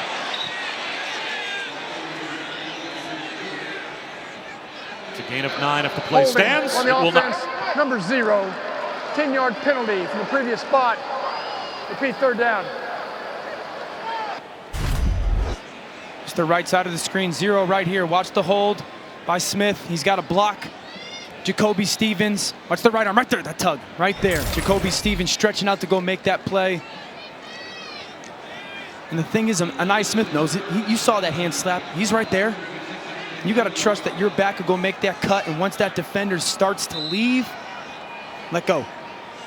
So that makes it 3rd down and 11. And you'd have to think the LSU sideline will now be alert to use one of their timeouts. If this is a play that doesn't create a first down for Texas A&M. LSU showing blitz, jumping in the neutral zone is Baskerville. And now it looks like 3rd down and 11 is going to become 3rd down and 6.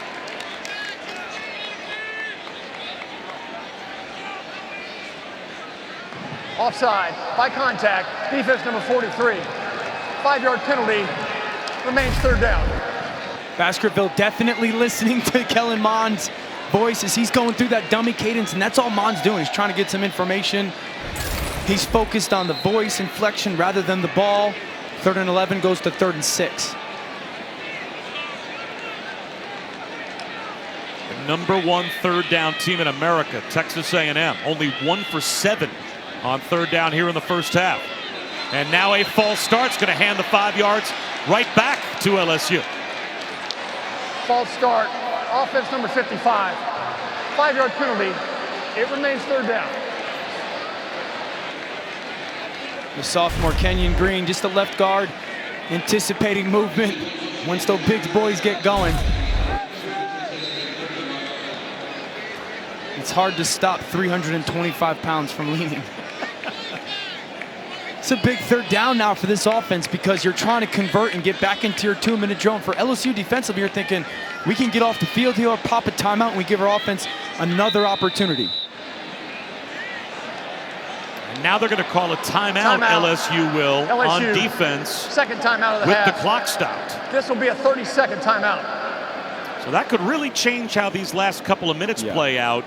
If LSU gets a tackle in the field of play by A&M, and they have to use their final timeout before the punt. We'll see.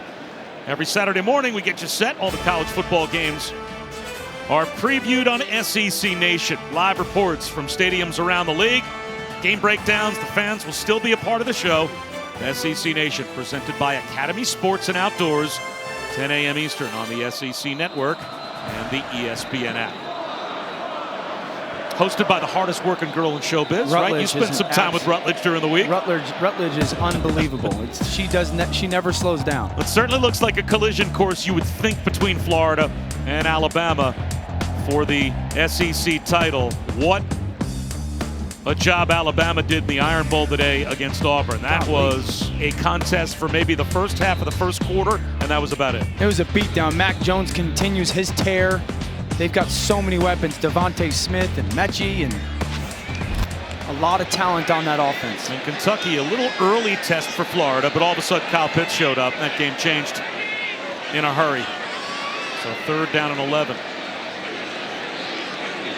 Mond under some pressure, floats one down the sideline, incomplete, intended for Weidermeyer. And that allows LSU to hold on to that last timeout with 1:55 to go in the half. Talked about it all game. Left side of your screen, Weidermeyer is going to come, and just look at the leverage. Underneath, trailing underneath is Cox. Coming into this game, I told you, as great as A&M's offense is, their guys will struggle against just straight up man-to-man press coverage.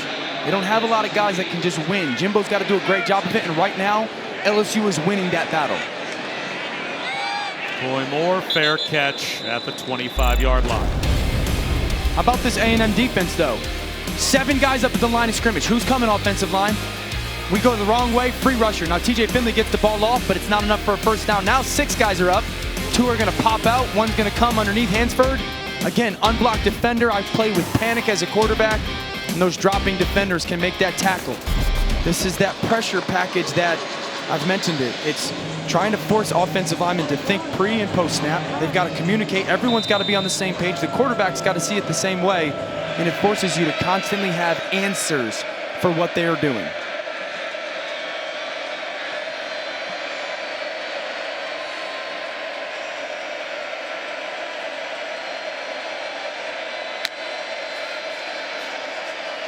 Slant, incomplete, intended for Boutte. Miles Jones able to shake off the earlier injury, was there for the coverage. And how about with all of these who's coming, who's not looks for a defense for Mike Elko? How high does the collective football IQ of all of those players have to be to execute this system? Big time, because you can expose yourself. You can have one guy wrong, and all of a sudden it looks great until that one guy wrong is exposed, and an offense takes advantage of it. Only a 4-man rush here. Finley out of the pocket to the sideline, incomplete over the head of Eric Gilbert. It'll be 3rd down and 10.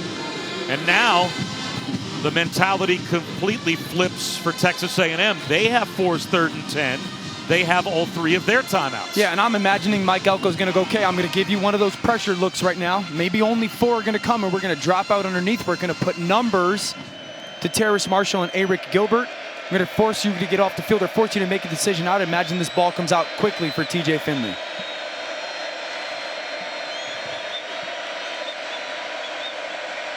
All right, here it comes. There's going to be that safety pressure. Now let's see. A&M looks like they might be checking out. There is a late safety blitz. And Finley's hit by the blitzer.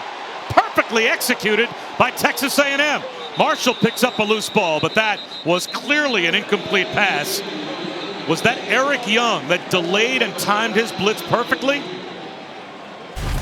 It's a good job. Watch the safety come from the right side of the screen. Leon O'Neal. Yep, they're trying to get a fake quick screen and go up the sideline. Bob, you just mentioned it. When you come after people like this, everyone's got to do their job, and everyone does for A&M. And if you do it and you listen to the rules of the defense and you play within that structure, someone's going to win. In A&M, that's what they do really well. Everyone kind of knows their role within that play. Bring the safety pressure, play the coverage behind, you get off the field again. Now a lot of time for Texas A&M. And good field position. Just shy of their own 35-yard line with their timeouts. The National Championship Trophy, presented by Dr. Pepper, visited Texas A&M's facility. Will it make a return trip? Will the Aggies find their way into the college football playoff? They're right there. What will happen with Ohio State's remaining schedule? Notre Dame and Clemson will play each other. It looks like in the ACC championship game. Certainly looks like it's going to be Alabama and Florida in the SEC championship game. There's a lot that's going to happen around Texas A&M if they could just keep on winning. Yeah, and you know, for the committee, I'm interested to see how they will factor a game like today where you're going, okay, Texas A&M hasn't played football in 3 weeks. Are they going to be a little bit more understanding of games that you go, okay, they're not in the rhythm of the season and they're not as sharp as you kind of expect a team to be. Kellen Mond. Incomplete. Odell Flott knocked it away from Aniyah Smith. Another pass defensed for LSU. Smith in that slot, just kind of that inside fade, going towards that sideline. Ball's there. Flott makes that contested catch. But I would argue, Aniyah Smith, Jimbo Fisher, your quarterback, you expect to make that catch, that contested catch. Good job by Flott, but Smith should make that one.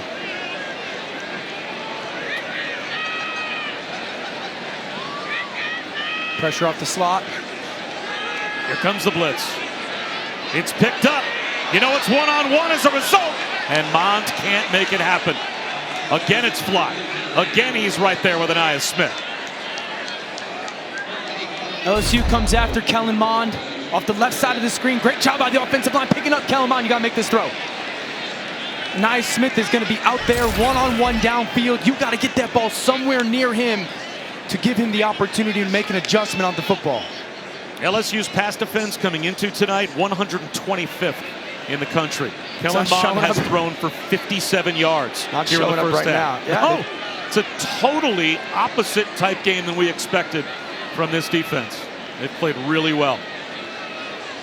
3rd down and 10, and LSU still has a timeout left. Mond, again, same spot, looking for the sideline, and Flott has a chance to pick it off. It's incomplete. Once again, that will stop the clock with 1:12 to go. And the Bayou Bengals are going to get one more chance before halftime with the football. It's really just a switch release. Smith from the slot, and he stops his route off. Flott just playing high, almost gets that pick. The ball definitely hits the ground, but man, Kellen Mond with another miss. I don't know if it's right now miscommunication between him and Smith, not seeing the defense the same way, but that's the 3rd or 4th throw where he's missed so poorly. You go, you guys aren't on the same page. Kellen Mond is 0 for his last 6. Texas A&M only had the ball on that possession for 17 seconds. So you're almost back in the same position you were before if you're TJ Finley. In college football rules, clock stopping on 1st downs, and you've got a timeout at 1:06 on the clock. Plenty of time to take shots and try and score points before halftime. And I think, I've mentioned this, Terrace Marshall, like this is, I know that A&M is allocating numbers to you, but this is where you go, okay, you got to get him into your screen game. This is Marshall right here. You got to get him into your screen game, your outbreaking game, something where he gets the ball in his hands quickly. Eric Gilbert is in the left slot. 4-man rush, swing pass to John Emery. Gets a block and is brought down inbounds. So that will roll the clock as Buddy Johnson gets the stop. Unless LSU is going to spend a quick timeout right here. Timeout. Texas A&M. First timeout of the half. Texas A&M called the timeout. 30-second timeout. Please reset the clock to 29 seconds. 2-9. How about DeMarvin Leal tonight? This is that early 4th and 1. Contact at the point, shed the block, make the play in the backfield. This one's an awesome play. Realize screen, put your left foot in the ground, retrace. Get off the field on 3rd down. How about this, the quarterback draw, dip back underneath, big fella. Make a big stop in your 3-man front. Leal's been great. 6'4", 290, extremely special. It's the way he's described by Mike Elko. Powerful, explosive, and they think he's just on the verge of becoming an absolute freak. He's not this player, but when I see 6'4", 290 and I see him on tape, I think Julius Peppers. Just the sheer size and the athleticism of that young man. Well, you thought collectively when you watched them on film, this might be the best defensive line you've seen this year as a group. Best defensive line that I've seen, and we've had Clemson, and they've got a ridiculously good defensive line. But the defensive lines that I've studied and tried to figure out what they do so well, they're great with movement, they're great at the point of attack, they're athletic, they play like savages going to the quarterback. It's the best defensive line I've seen.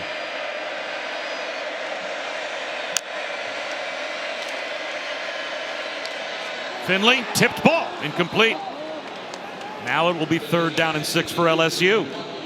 I was a little surprised Texas A&M was the team to call timeout after that initial 4-yard gain, but Forcing 3rd down and 6 here. Turns out for Jimbo Fisher, it might be a strategy that pays off. Here comes this pressure look from this front. 3 up, 3 down. TJ Finley, communicate to everybody. Send your offensive line the right way. Back, you got to get your responsibility. And then realize someone's dropping out underneath. See your underneath coverage.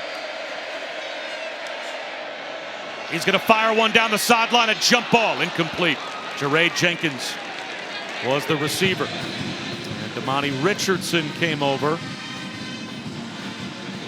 Now 50 seconds. It's going to go back to Texas A&M. They've got 2 timeouts. And I don't mind it. I just want you to fire this ball, TJ Finley. Let me see that big arm. You got to step on that ball, hold Jenkins up, and don't allow that safety get over the top. It's the right throw versus that cover 2 kind of rotation from that defense. But when you're thinking hole shot, you got to get that ball on an absolute rope. About 18 yards on the sideline to beat the safety. It's the 4th punt in the last 3.5 minutes of the first half. Goodness gracious. And Anaya Smith makes a fair catch at the 33-yard line. Well, this season, for every field goal and extra point made by participating universities, All-State will make a contribution to the university's general scholarship fund. Thank you to All-State. All right, so first of all, Kellen Mond, where do we need to get to for a potential kick for a field goal? You got 2 timeouts, so you can continue to work all of your playbook. You don't take really a 4 or 5 yard completion. That does nothing for you. We're looking for chunks, and you don't take any sacks.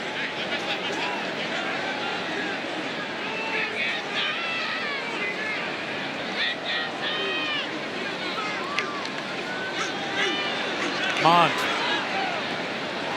Incomplete. Hezekiah Jones couldn't grab it on the slide. Down to 38 seconds to go on the half. I said this before, and it continues to ring true. This looks like a team that's sloppy right now. Lack of execution. The ball placement's been bad by Kellen Mond. There's been probably 4 drops by this offense as far as his skill group. Jimbo Fisher right now just needs to find something to get some positive momentum. Just get some positive yards. Weidermeyer, you got to make a play. Isaiah Spiller, maybe we throw it to you out of the backfield. They'll run it instead with Spiller. That's worked. He's got a first down. Statistically, for either team, Isaiah Spiller has really been the only big weapon that's put together some chunk plays. He's got 119 yards rushing in the first half.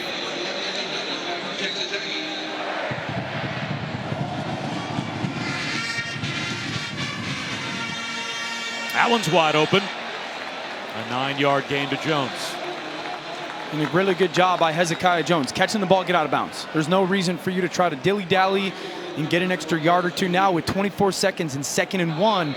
I wouldn't be surprised if Jimbo Fisher runs this football, because you probably need about 15 more yards or so for a field goal attempt. Run your football, get your first down, and then you can maybe get to the clock, get to the ball and clock it.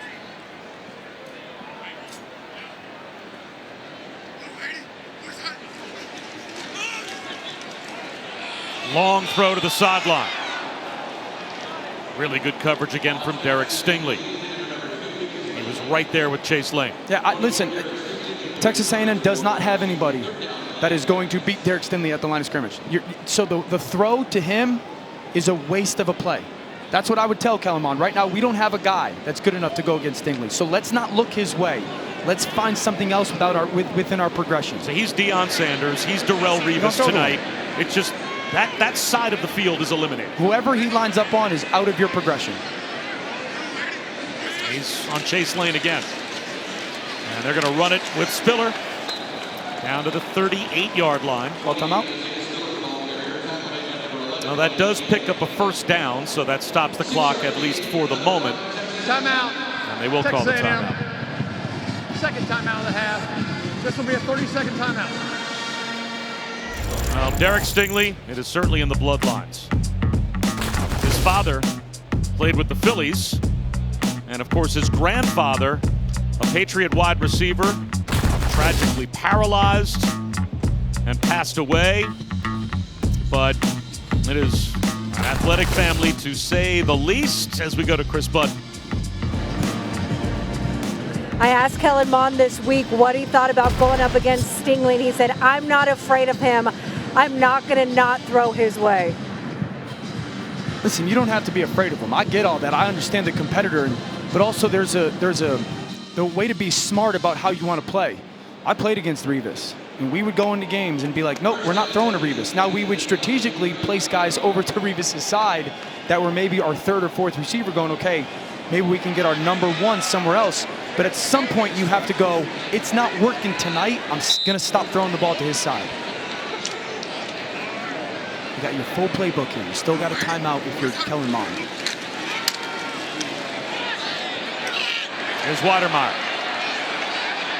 That'll keep the clock rolling, so they'll have to call their last timeout. And this is right on a wet field on the very outer edge of where they'd probably want to kick it with Seth Small. His career long is a 52-yarder. But we showed you the numbers earlier. Once he gets over 40 yards, he's at best a 50-50 kicker.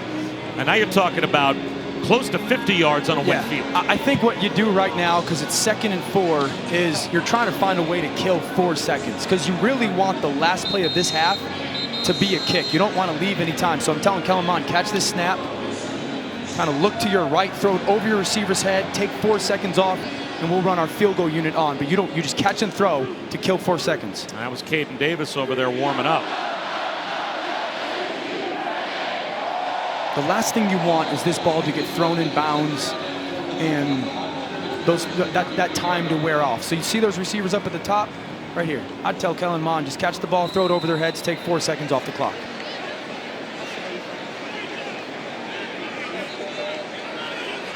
And if they're going to play that soft, you throw a bubble up top.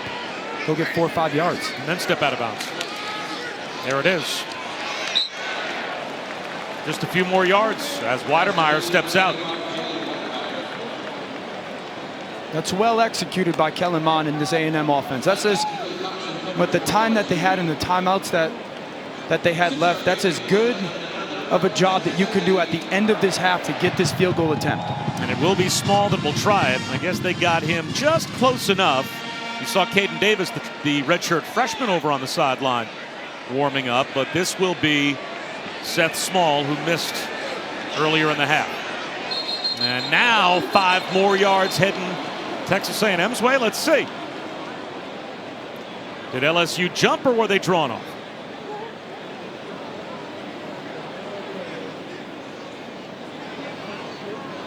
Layup game on the defense, disconcerting signals by number 97. That's a 5-yard penalty. Nice first down. Watch the shift by the defensive line for LSU. Watch. That right there. And it looks like 97, Glenn Logan. There's some movement there. Oh, you see a head bob. Yeah, he probably yelled something as well. Correct. So that draws Seth Small 5 yards closer. Now it's only a 40-yard attempt. And that's a nice job by that officiating crew.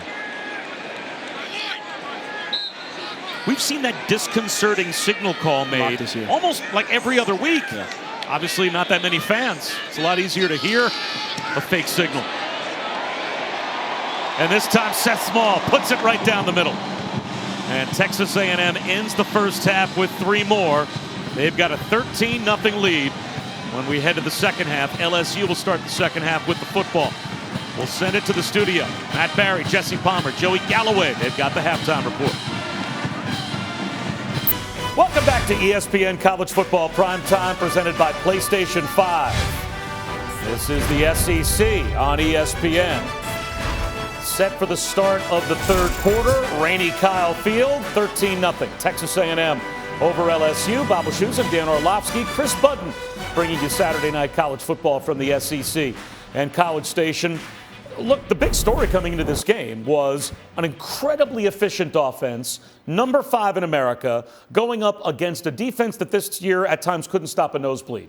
The complete opposite is what we saw in the first half from Texas A&M. Texas A&M struggled offensively. Kellen Mond had a ton of misses, whether they were poorly thrown footballs or miscommunication with the receivers. Nobody's winning on the outside versus LSU's man coverage. So someone's going to have to decide they can beat man coverage. Kellen Mond's got to step his game up. He's played way too many football games for this football program to be this off tonight. And so challenging Jimbo Fisher to get this offense in rhythm, be way better on first and second down. Some playmakers got to step up and make some plays on the outside, but Kellen Mond can't go 8 for 25 and throw for 77 yards. He needs to be better. And Ed Orgeron's team lost a touchdown to a questionable decision from the replay booth, and also missed a field goal when they started a drive in plus territory. So they have missed opportunities to put points on the board as well. Chris Budden.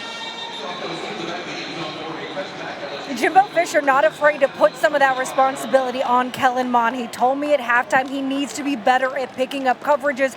He needs to do a better ball throwing the ball accurately. Look for them to establish the run game early in this half. He said we did it early in the first half. That worked well. Somehow we got away from that. He said this team, I like their enthusiasm. We just got to cut out the mistakes and play more focused. He's right. He's right. Like, Kellen Mond's got to get the ball out of his hands and see coverage better. Certainly running the ball is going to help, but at the end of the day, he's got to make the throw when it presents itself.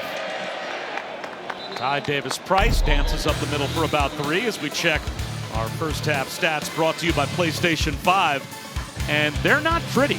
It's an eyesore. Look at third down. A combined 3 for 19 between these two teams. And LSU 5 first downs in the entire first half, and they're right in the game. And no rhythm for either offense. That's what happens when you don't convert third downs into first downs. There's no rhythm. Your play caller constantly feels handcuffed.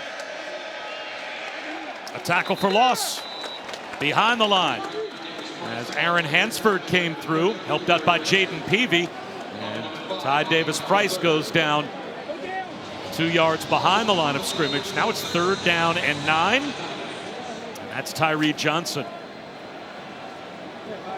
That could be an impactful injury. They're already without Michael Clemens on the defensive line as we take a look at our Corona Premier Moment. It's really about this A&M defensive line. Leal early on, 4th and 1 stop, shed the tackler. How about pressure? One come off the edge, tip ball. Jalen Jones with the pick. And then finally the run game. Spiller, counter, pullers, give me the vision. And then do you have the ability to have home run speed? Isaiah Spiller does. The one bright spot for this A&M offense in the first half. Carried by their defense and their creativity and execution, but then finally hitting a home run in the run game. We talked about the rust factor. You go 3 weeks basically without playing a game. There's rust, and then there's, you're the Titanic at the bottom of the ocean covered in rust. I mean, is this all rust for Texas A&M, or should we be giving a decent amount of credit to LSU and how they have executed defensively? You have to credit LSU because they haven't had any blown assignments and they've played good coverage. And you do have to say there is a little bit of rust. But at the end of the day, you're Texas A&M. You're the number 5 team in the country. You got a senior quarterback with a gajillion starts under his belt. Football comes back to you. And you should be able to execute at a much more efficient pace against a defense that right now, up until this point this season, has been really, really bad. So, yes, I blame a little bit of rust, and I credit LSU a little bit, but A&M should be much more efficient on offense. Let's see what happens on third down and 9 here with Tyree Johnson off the field.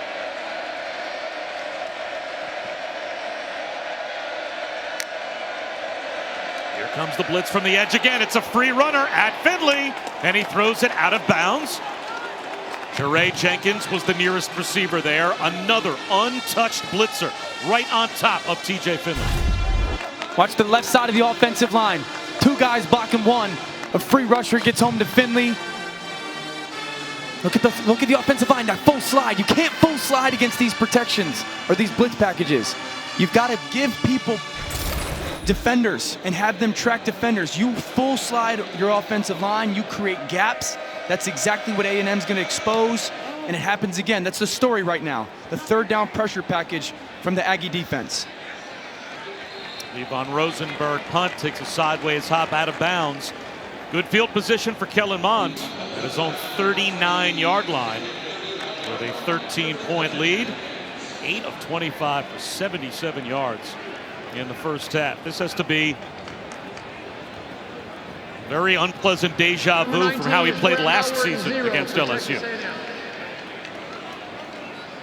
This year he's got a 13-point lead, and he's the number 5 team in the country, or quarterbacking the number 5 team in the country. He's had some misses. He's had some miscommunication with his receivers, and he's been poor with his ball placement. Now they've got to win on the outside, and Coach Fisher has to give them meshes and rubs to help, but Kellen Mond, get the ball out of your hand and be accurate with it. Spiller, behind the line, down he goes. Cordell Flott read that toss to Spiller and gets a tackle for loss. Well, 2 years ago, 287 yards and 6 touchdowns in the 7 overtime game. Last year, though, 92 yards passing and a lopsided LSU win. And really off in the first half tonight to a rough start. LSU's defensive line was active, their coverage was great, and there's been no separation. And when he has put the ball there, there's been some drops. Now LSU shows blitz. Kobe Stevens, here he comes. Tipped ball, and it'll be 3rd down and 14. It's a really good job by Logan getting his hands up in the air and knocking that ball down. And now another 3rd and 14. I feel like this is the 5th 3rd and like 10 plus for the A&M offense already in this game. You got to be thinking outside leverage, man pressure. So you really want to get these guys running away. You know, can you get a shallow cross and something running away from people to take advantage of that leverage from the defense?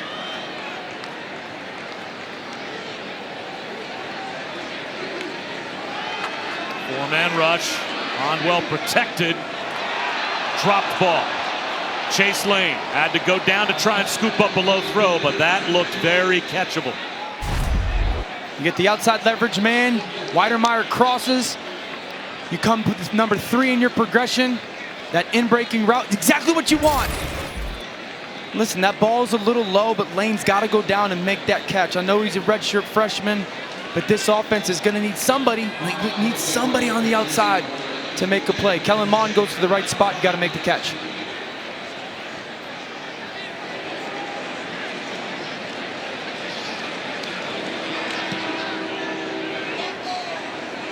Fair catch for Coy Moore at the 29-yard line.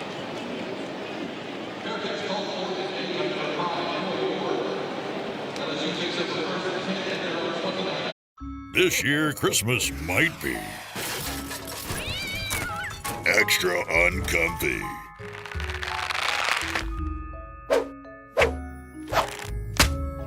But if there's anyone who can put the year back on the nice list, it's Duluth. Salvage this season with Yuletide tested gear. Only at Duluth Trading. Well, when we started tonight's game, we talked about A&M's path to get to the college football playoff, a bunch of different opportunities, but the key buzzword was to win the games and do them convincingly. Right now, that's not happening. This doesn't look like the number 5 team in the country because while you're up 13-0, your offense isn't winning on the outside. Your quarterback's been inaccurate. You're 2 for 11 on 3rd down. Your run game outside of one big run hasn't been there. So you've got and a half to get your feet wet. You better come out strong and convincingly handle this game in the second half.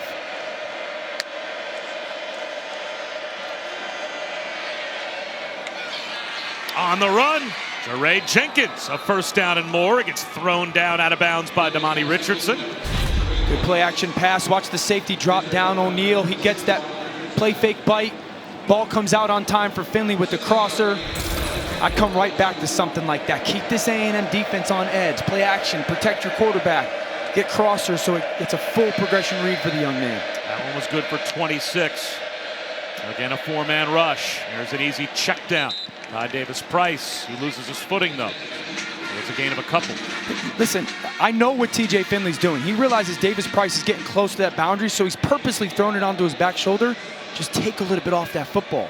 That's a really difficult catch for a back running horizontally to turn back and make that catch when it's kind of stepped on, fired. Just take a little off and give him some time to adjust.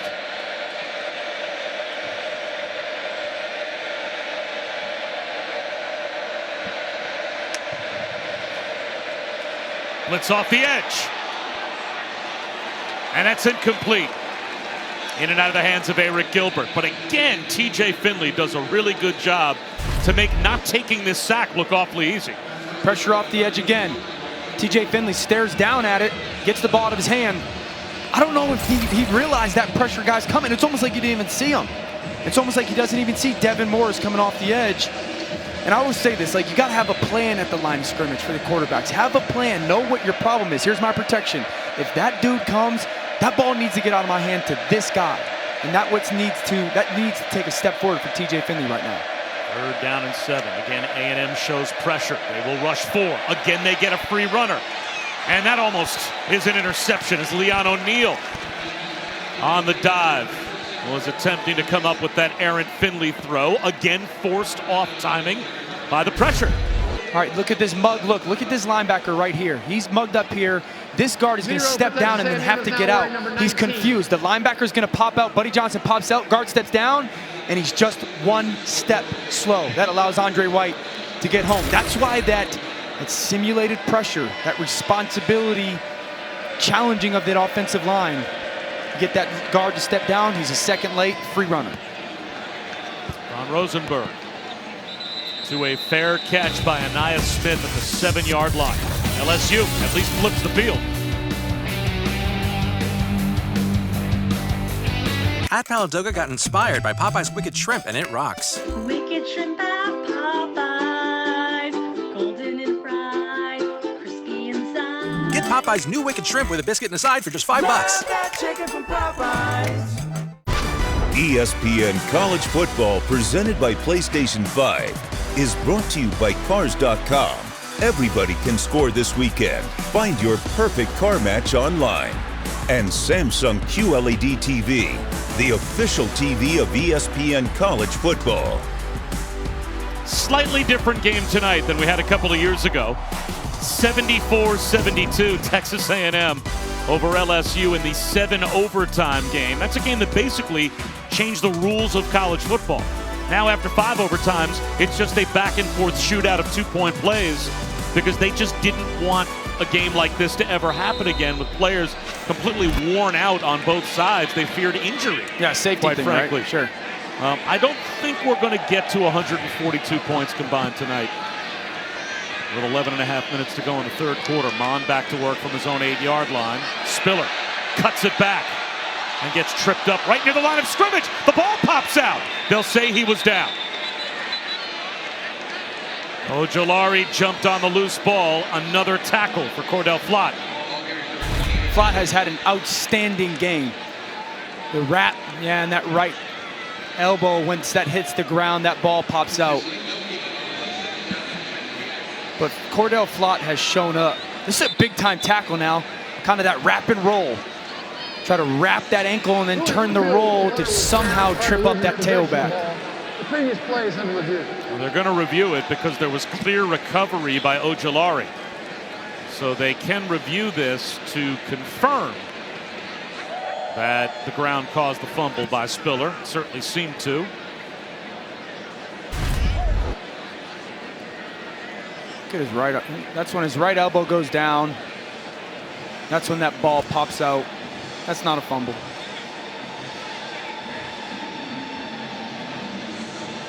Matt Austin is our rules expert. He was the referee that night of that 7 overtime game. And Matt, this seems pretty cut and dry. Field is confirmed. It's 2nd down. Yeah, it really was because he had control of the ball in his hand all the way to the ground. As you stated, when the elbow hit, that's when the ball came out. And Matt, how about that 7 overtime game? I mean, that was your last game as a referee in the SEC. It's almost like you refereed a doubleheader. They never let you leave the field. It felt like it, yes. It was a long game. I wouldn't mind some of the points, though. I would take some of the offensive production.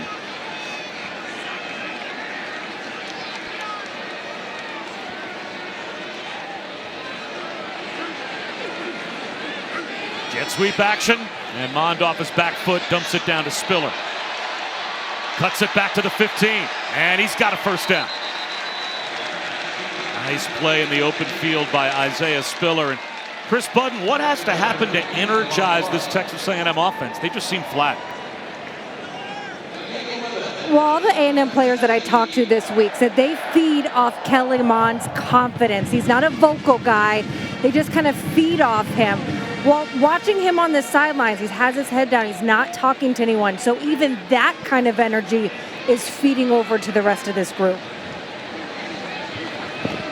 Let's see if some kind of a spark ignites them. As Mond fires a strike. That time Chase Lane got leverage.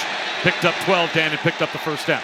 It's a great catch by Lane, who had the drop on that previous drive on third down. Just a really good job of reaching back behind him. Another kind of poorly thrown ball by Kellen Mond, but a great contested catch behind the body for Chase Lane. He's one of those, he's actually the leading receiver as far as catches at the receiver position for this program. 23 catches on the year because they throw the ball to the backs and Weidermeyer so much. So really looking for him to take some steps forward. That's a big start.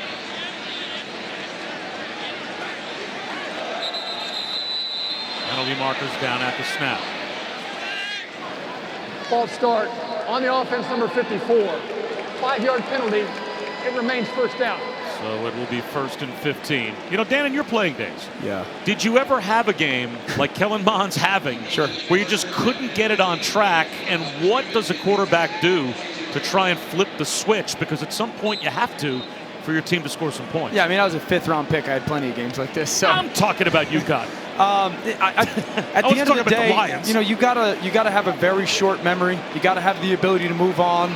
It is that you gotta brainwash yourself. Next play, next play, next play. Continue to have great energy. And some days you're off, and you gotta know that and go, okay, how do I minimize that? How do I manage this game to not lose it for our football team? Well, just keep giving it to Spiller. That has been a winning formula for A&M tonight, and he pushes the pile for about 4 yards, but there is another marker thrown back at the line of scrimmage. I think this is going to be on Hawker and Carson Green, that right side of this A&M offensive line. Personal foul, chop block, high-low combination, number 73 and number 54 of the offense. 15-yard penalty for the previous spot. Repeat first down. Watch the right side of the line, okay? So you're going to get Green, the right tackle, to go high, and Hawker to go low. Once those guys are engaged together, hands on that defender at the same time, that's when it creates that personal foul chop block. These two teams have now combined for 22 possessions in this game, and the two quarterbacks have combined for 19 completions. There have been more possessions than completed passes, correct, in the game. So listen, the quarterbacks both are not playing good. I also want to give some credit to the defense. Like, Texas A&M's defense has been very good with their pressure package. LSU's coverage, Flott's been great. Stingley's been great. Jacoby Stevens has played good tonight.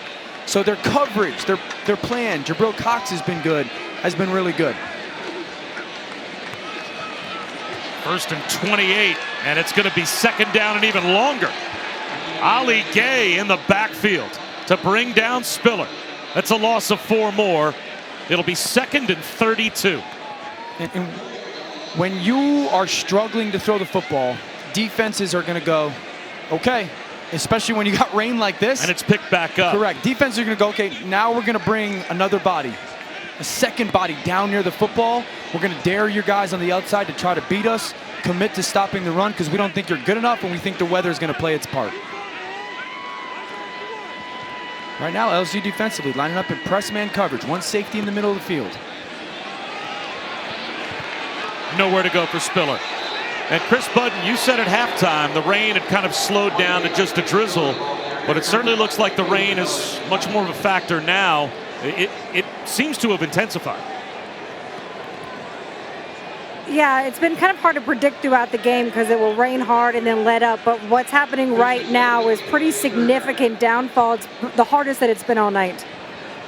And I would think that would create 3rd and 32, a very conservative play call. Yes, and if it was 3rd and 5, it'd be conservative. Because right now, you got to think as a play caller and a quarterback. My defense is playing great. They got young quarterbacks on the other side. The last thing I'm going to do is be careless with the football here, shorten the field. Yeah, I'll just run it and try and buy some real estate for the punt group. Spiller will get to the sideline, get what he can. He's bumped out just shy of the 20-yard line by Baskerville and Stingley.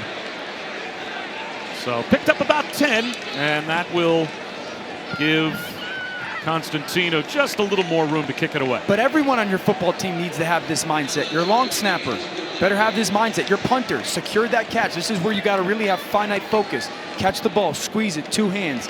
Make sure that you are completely focused on your job, because one little slip up with this weather and this game flips.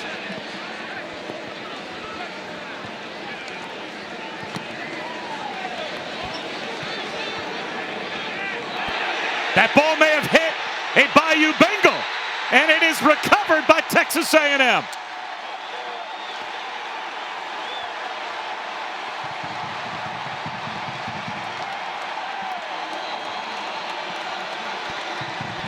Connor Blumrick comes up with the recovery.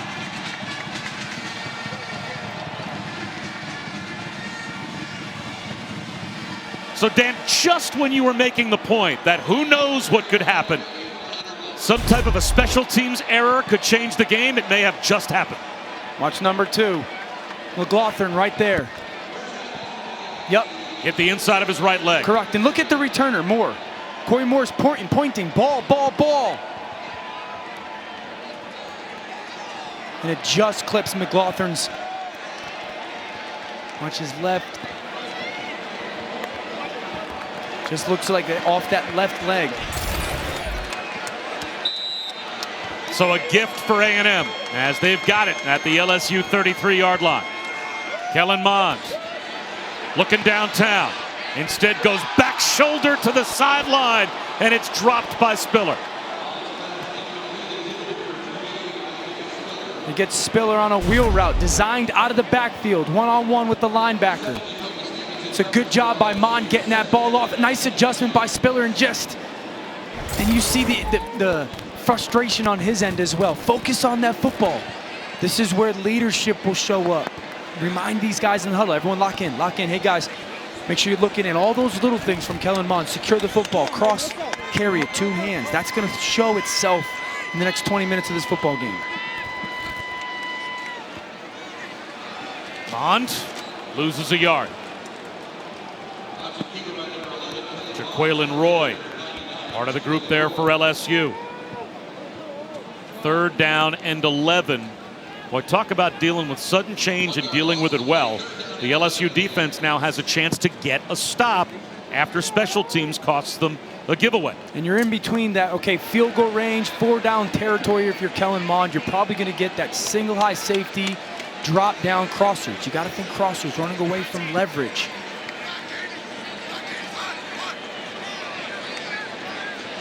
Kobe Stevens, this safety's dropping down near the bottom of the screen. 5-man rush. Mond under pressure and sacked right back outside of field goal range. The ball pops free, and it is picked up and run down the field by Carson Green. Was Mond down, or is that fumble a gift for A&M? Go big fella.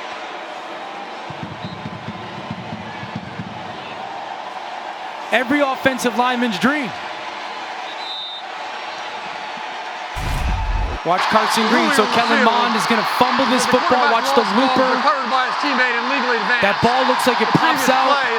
Carson Green aware. Picks it up. Go big fella. Peak. Physical. Out and ooh, with the finish. 54.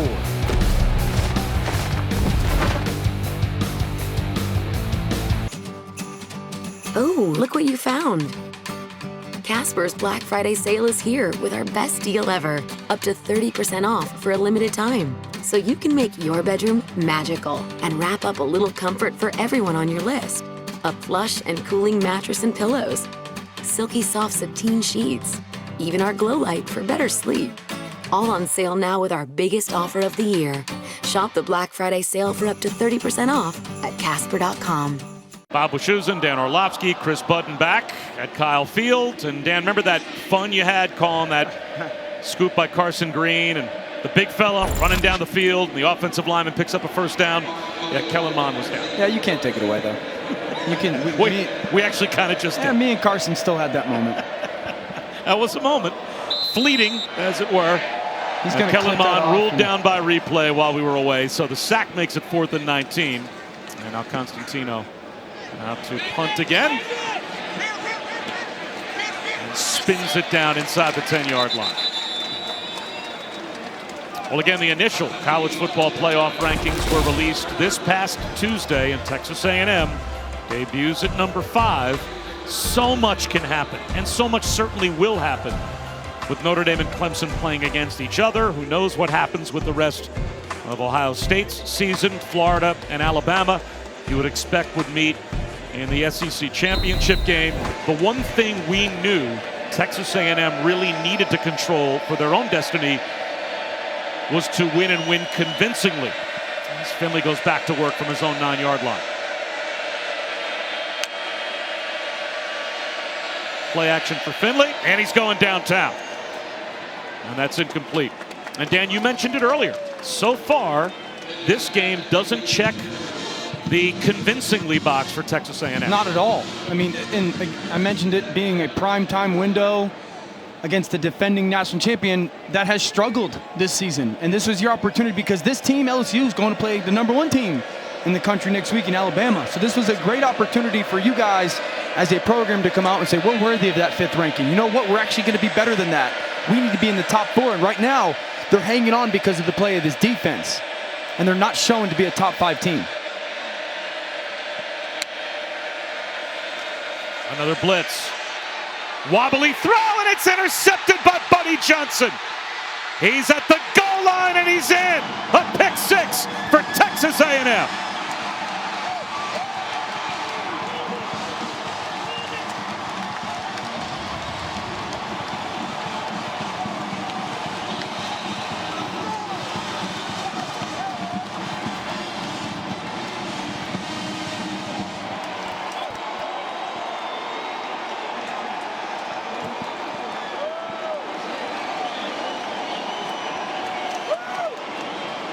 That is a true freshman quarterback throwing a pick 6 and then getting an earful from his head coach. As now it is a 3-score lead for Texas A&M.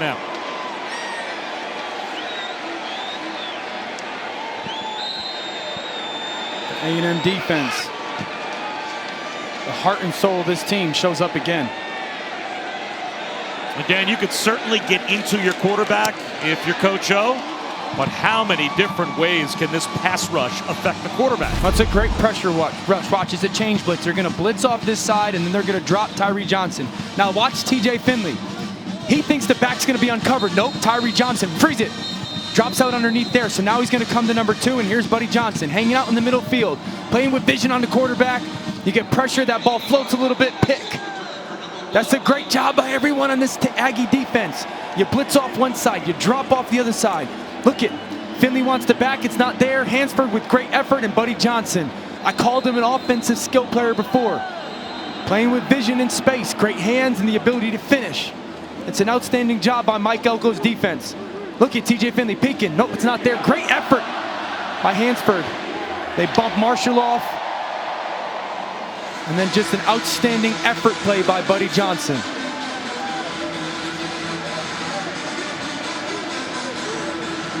I don't mind this from Coach O. Look at him staring him right in the eye. He's going to coach him hard because he thinks he can be a great player.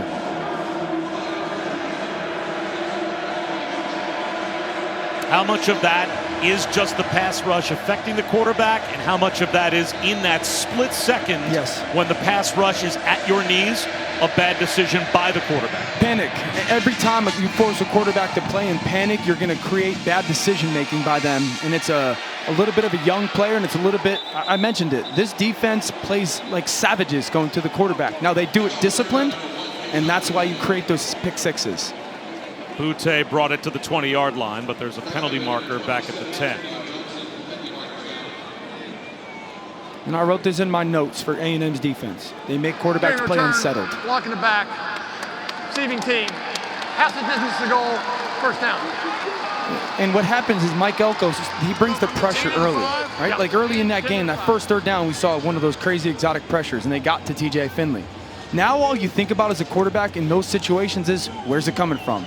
You remember Sam Darnold last year, Monday Night Football. I'm seeing ghosts, right? Yes, I remember. That's what it's like. You start to think guys are coming when they're not coming. Or you start to think, no, that guy's not blitzing and he does blitz. And it totally muddies your thought process before the snap as a quarterback.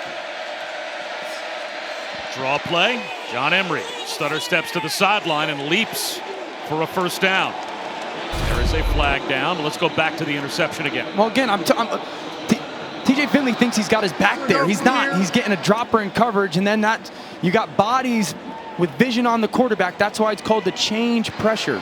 Holding. You blitz one guy off from the edge, and you think you free completion to the other side, and Coach O was coaching him hard. I remember playing for Gary Kubiak, and I had a stupid interception in practice one day. Just a boneheaded, panicky interception, and he grabbed me, similar to Coach O, and he grabbed me and he said, you got to understand, watch the body language of everybody, your teammates, when you throw that interception. It just takes the wind out of them. And he made it very clear, like, everybody's job was in your hands with that football, and you had to value it more than anything. That's a lot. On one player's shoulders, that's a lot, but that's the job, right? Correct. So after the penalty, another handoff, this one not nearly as successful to Emery, with Max Johnson back in at quarterback, and DeMarvin Leal, who has been a tackle machine tonight. He has been unblockable for Texas A&M. He is there again to help on the stop. For everything that we've talked about with the A&M offense and its struggles, and to be honest, it's disappointment, right? This A&M defense has showed up. I mean, they've been every bit as good as advertised.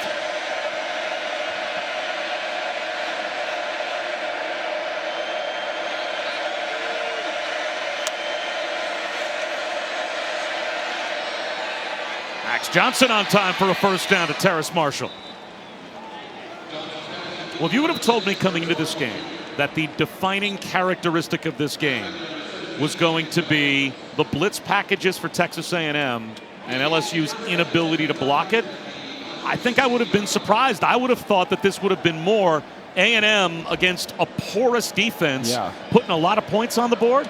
I did not see the performance by the LSU defense coming tonight at all. No, I completely agree. And I think it's not only just the ability to block it, it's the ability to figure out how to block it, right? Send the right people to the right location or right guys, and then be able to execute it.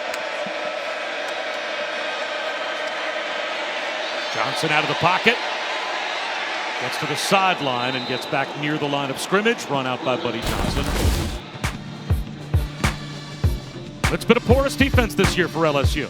And they've been good enough for their team to be in this game no doubt. With a chance to win. No doubt. I mean, this defense has played good enough to come and pull this upset off. The defense for LSU has. Their offense is just, I mean, they've given up 7 points themselves, and they just haven't moved the football. But if you're trying to find a silver lining for LSU, man, our defense went on the road versus an offense that was best rushing team in the SEC and on third down, and they showed out. Max Johnson off play action. Checks it down to Emery. He picks up a yard. And Emery may be hurt as he went into the down and distance marker on the sideline. I mean, if Emery's hurt, that would be the second time this season that a really good LSU player would be hurt by one of the distance markers on the sideline. Derek Stingley stepped on a down and distance marker coming off the field in the Missouri game earlier this year and sprained his ankle.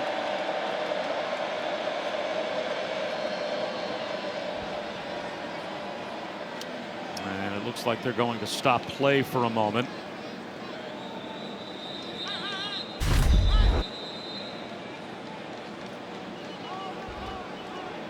I think it's just that hit by Andre White, because that's when Emery goes right to his back. Could have just caught an elbow or something, right? You're right. When he collided with the distance marker, I wondered if that may have been what caused the injury, but maybe he just landed awkwardly on the football. So hopefully he can shake it off. I want to see LSU get a perimeter screen here, something against this pressure. Get the ball out and see if you can beat the blitz with a pressure, a screen. Duck under on the rush by Tyree Johnson. And down goes Max Johnson inside the 5-yard line. Andre White all over him.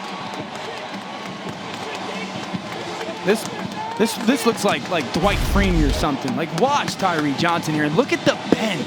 Just watch the bend on Deculus right here. Watch his whoop. I mean, that's big time. And then the spin around, and White sticking that left arm up. Watch, stick the left arm up. You take away kind of that throwing lane, and you continue to chase after the quarterback. That's all tied together. I'll continue to say it for this A&M defense. Tyree Johnson gets the dip. White spins around. Quarterback runs right into him. Throw that hand up. Sack. The oldest player in college football, 30-year-old punter Zach Von Rosenberg in the back of the end zone. And now a flag down. Play of game. Offense. Half the distance to the goal. 4th down. Zach Von Rosenberg was a 6th-round draft choice of the Pittsburgh Pirates back in 2009, played 6 years in the minors. So at 30 years old, might be the only college football player with a 401k. Anais Smith with a flag down. Gets to the sideline. And he's out of bounds at the 25-yard line of LSU. But again, you have to check the marker.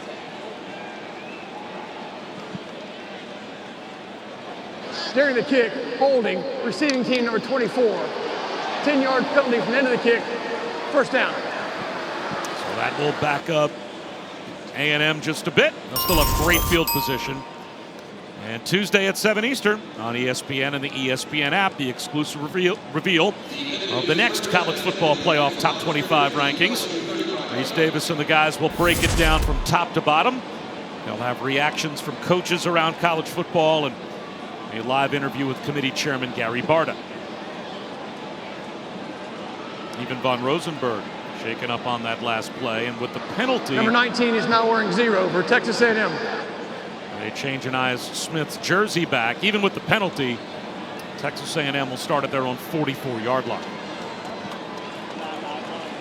I'll be interested to see what Jimbo calls here in this series, because you feel like you're in control of the football game, but you also would love to feel something good about your offense going, right? Like get some kind of, we did this well at the end of the football game rhythm-wise. Wouldn't be surprised if there's a shot at some point early in this drive to try and see if you can push the ball downfield and make a play. True freshman Devon Chain in a tailback now. And he'll get an opportunity. And he will pick up a yard. Lasso down by Ali Gay. And that should take us to the end of the 3rd quarter. Texas A&M scores with their defense in the 3rd quarter, and they extend their lead as we head to the 4th. The pick 6 for Buddy Johnson makes it a 3-touchdown lead for the Aggies.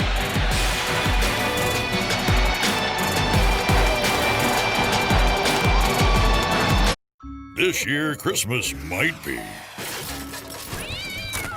extra uncomfy.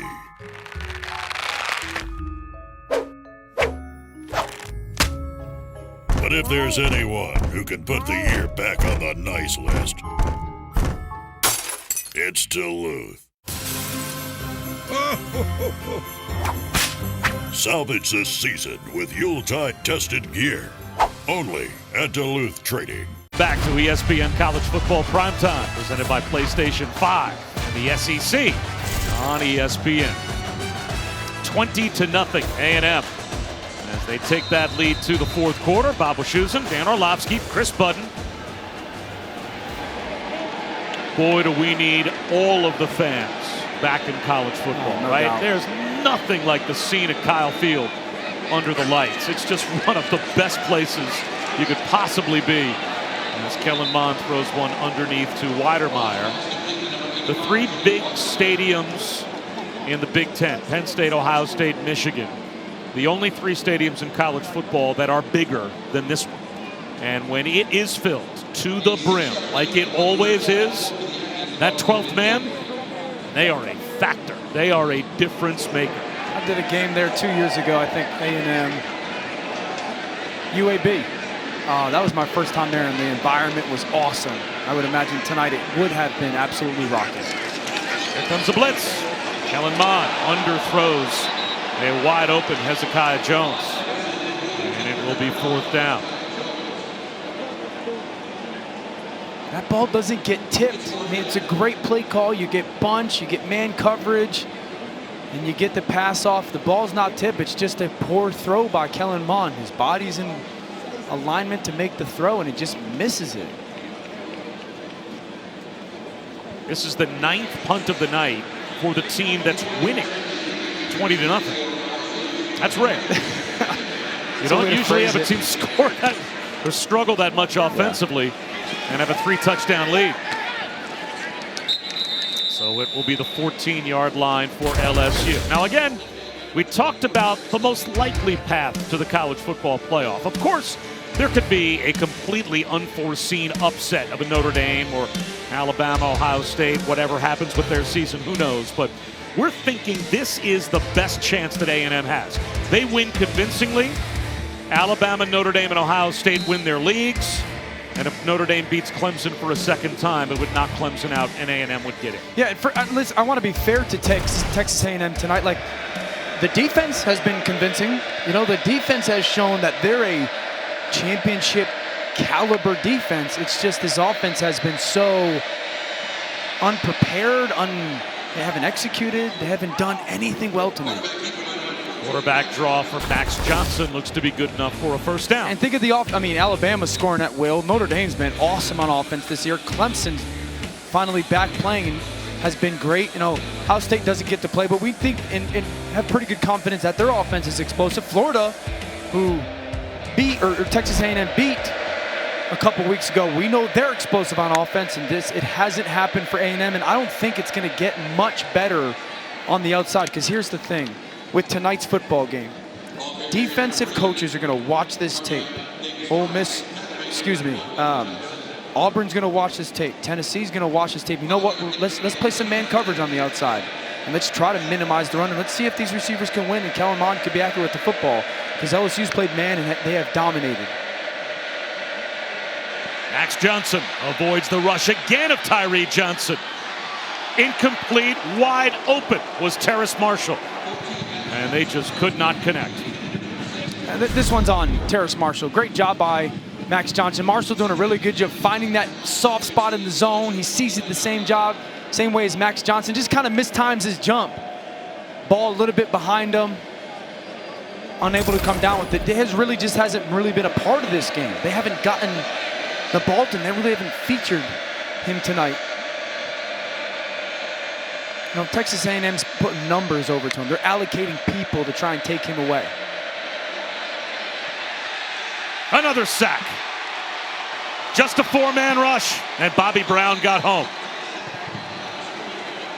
There was nothing exotic about this.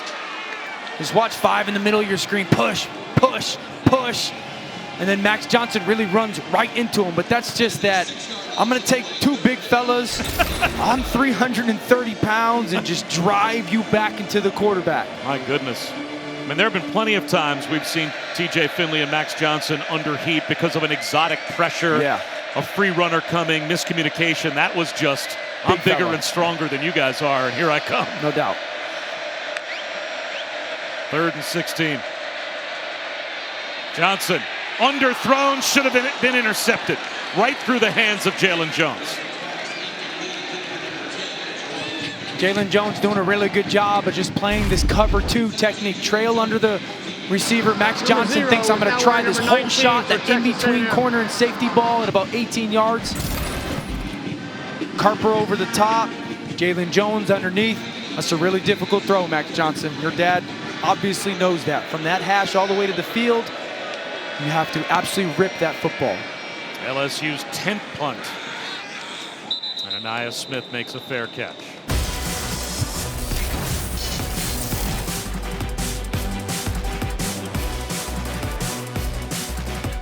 Does scrubbing grease feel like a workout? Scrub less with Dawn Ultra. Its superior grease cleaning formula gets to work faster, making easy work of tough messes. Dawn is a go-to grease cleaner throughout the kitchen too. Keep a bottle in the laundry room to pre-treat greasy stains. And keep Dawn in the garage to lift grease off car rims. It's even gentle enough to clean wildlife affected by oil. Dawn's grease cleaning power takes care of tough grease wherever it shows up. Scrub less, save more with Dawn. Recap brought to you by Downey Defy. You're going to see the left side down block. Then you're going to get the guard and tackle pull. Seal one, kick out the other, create that seam for Isaiah Spiller. Long stride, home run speed, tutty. Aggies' only offensive touchdown of the game by the sophomore. Seems like a long time ago. It was. Back to the offense for Texas A&M. And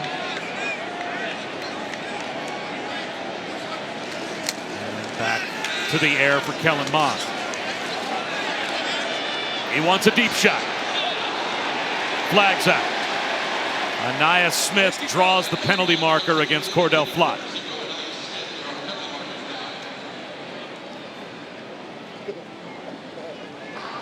Pass interference, defense number 25. 15-yard penalty from the previous spot. Automatic first down.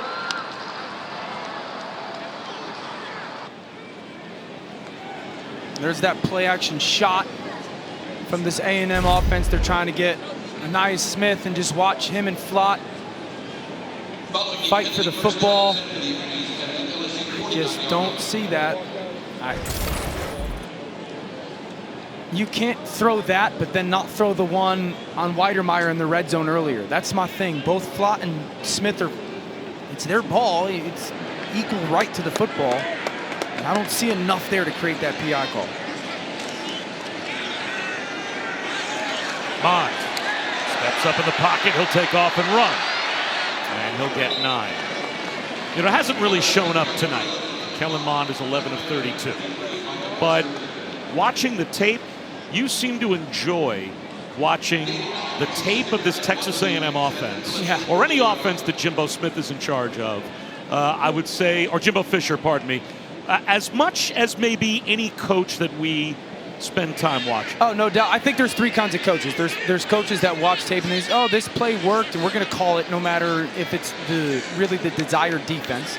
And then I think there's really good coaches who give your team answers, your quarterback answers. Hey, if the defense does this, we'll get to this play, or, you know, give you answers. And then I think there's coaches like Jimbo Fisher that give you answers and the ability to attack at the same time. You know, hey, if they play 2 high safeties, we're going to attack them with the run game here. And maybe a 6-yard gain is what it is, but that's the vision of attacking. And the best way I could say it is you're not just out of bad plays, you're getting into ideal plays on a consistent basis. And that's what I love about Jimbo Fisher. I remember Jimbo Fisher's first year at A&M 2 years ago. Our crew called A&M at Auburn. And here's a run for Spiller. And he's going to get stood up at the line. We're talking to Kevin Steele, the defensive coordinator for Auburn. And we said, what makes Jimbo Fisher so good at engineering an offense? And Kevin Steele said, there's 3 kinds of coordinators. The bad coordinator is the coordinator that looks at the tape on Sunday and is like, I see what you were doing. Should have done this. Next time, I'm going to get you. A mediocre coordinator watches the first half, and at halftime, I get what they're doing. We're going to try this in the second half. Right. So Jimbo Fisher sees what you're in the first series. Instantly. And by the time the second series happens, he has answers. For sure. For what you're in. Yeah, and he's always giving you tools. There's always tools in the offense. Here's Mond to the sideline. That's broken up. Again, it's Stingley. Knocked it away from Hezekiah Jones with some pressure coming from LSU. A little play action fake and that delayed blitz. I think that's Jacoby Stevens getting that shot on Kellen Mond. He felt that one. When you get the defensive lineman hits, don't hurt you, because those guys are usually kind of in the tight quarters. They're just throwing you to the ground. You could see it, Kellen Mond. When that defender, who's an explosive guy, 230-pounder, comes from depth and he's got a free runner and he hits you in your chest exposed, those are the hits you're like, take your breath away and have that lasting effect. 3rd down and 10. Here comes the blitz again. Kellen Mond. One-on-one coverage. Incomplete. Chase Lane tried to haul it in. Jay Ward pushed him up against the sideline, and Chase Lane is hurt. holding that left arm.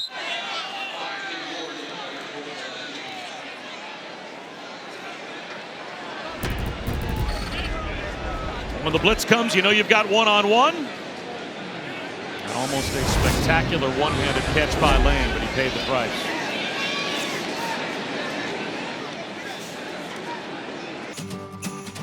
Oh, look what you found. Casper's Black Friday sale is here with our best deal ever. Up to 30% off for a limited time. So you can make your bedroom magical and wrap up a little comfort for everyone on your list. A plush and cooling mattress and pillows. Silky soft sateen sheets. Even our glow light for better sleep. All on sale now with our biggest offer of the year. Shop the Black Friday sale for up to 30% off at Casper.com. ESPN College Football is presented by PlayStation 5. Play has no limits. Well, when Jimbo Fisher was hired in College Station, his salary made headlines. There's no doubt. And when you pay a coach what they are paying him at Texas A&M, you are paying to beat Alabama. Yes. To win SEC championships, to win national championships. Well, in only year 3, he has the Aggies knocking on the door of the top 4 for the college football playoff, and up by 3 scores tonight. And what I texted you this week, I said I think Jimbo's building a monster in College Station. I mean, if you look at their offense and the production by all the young players, it's coming. It's coming at Texas A&M, and they are right on the doorstep this year. And they will down that at the 4-yard line. Let's head to Matt.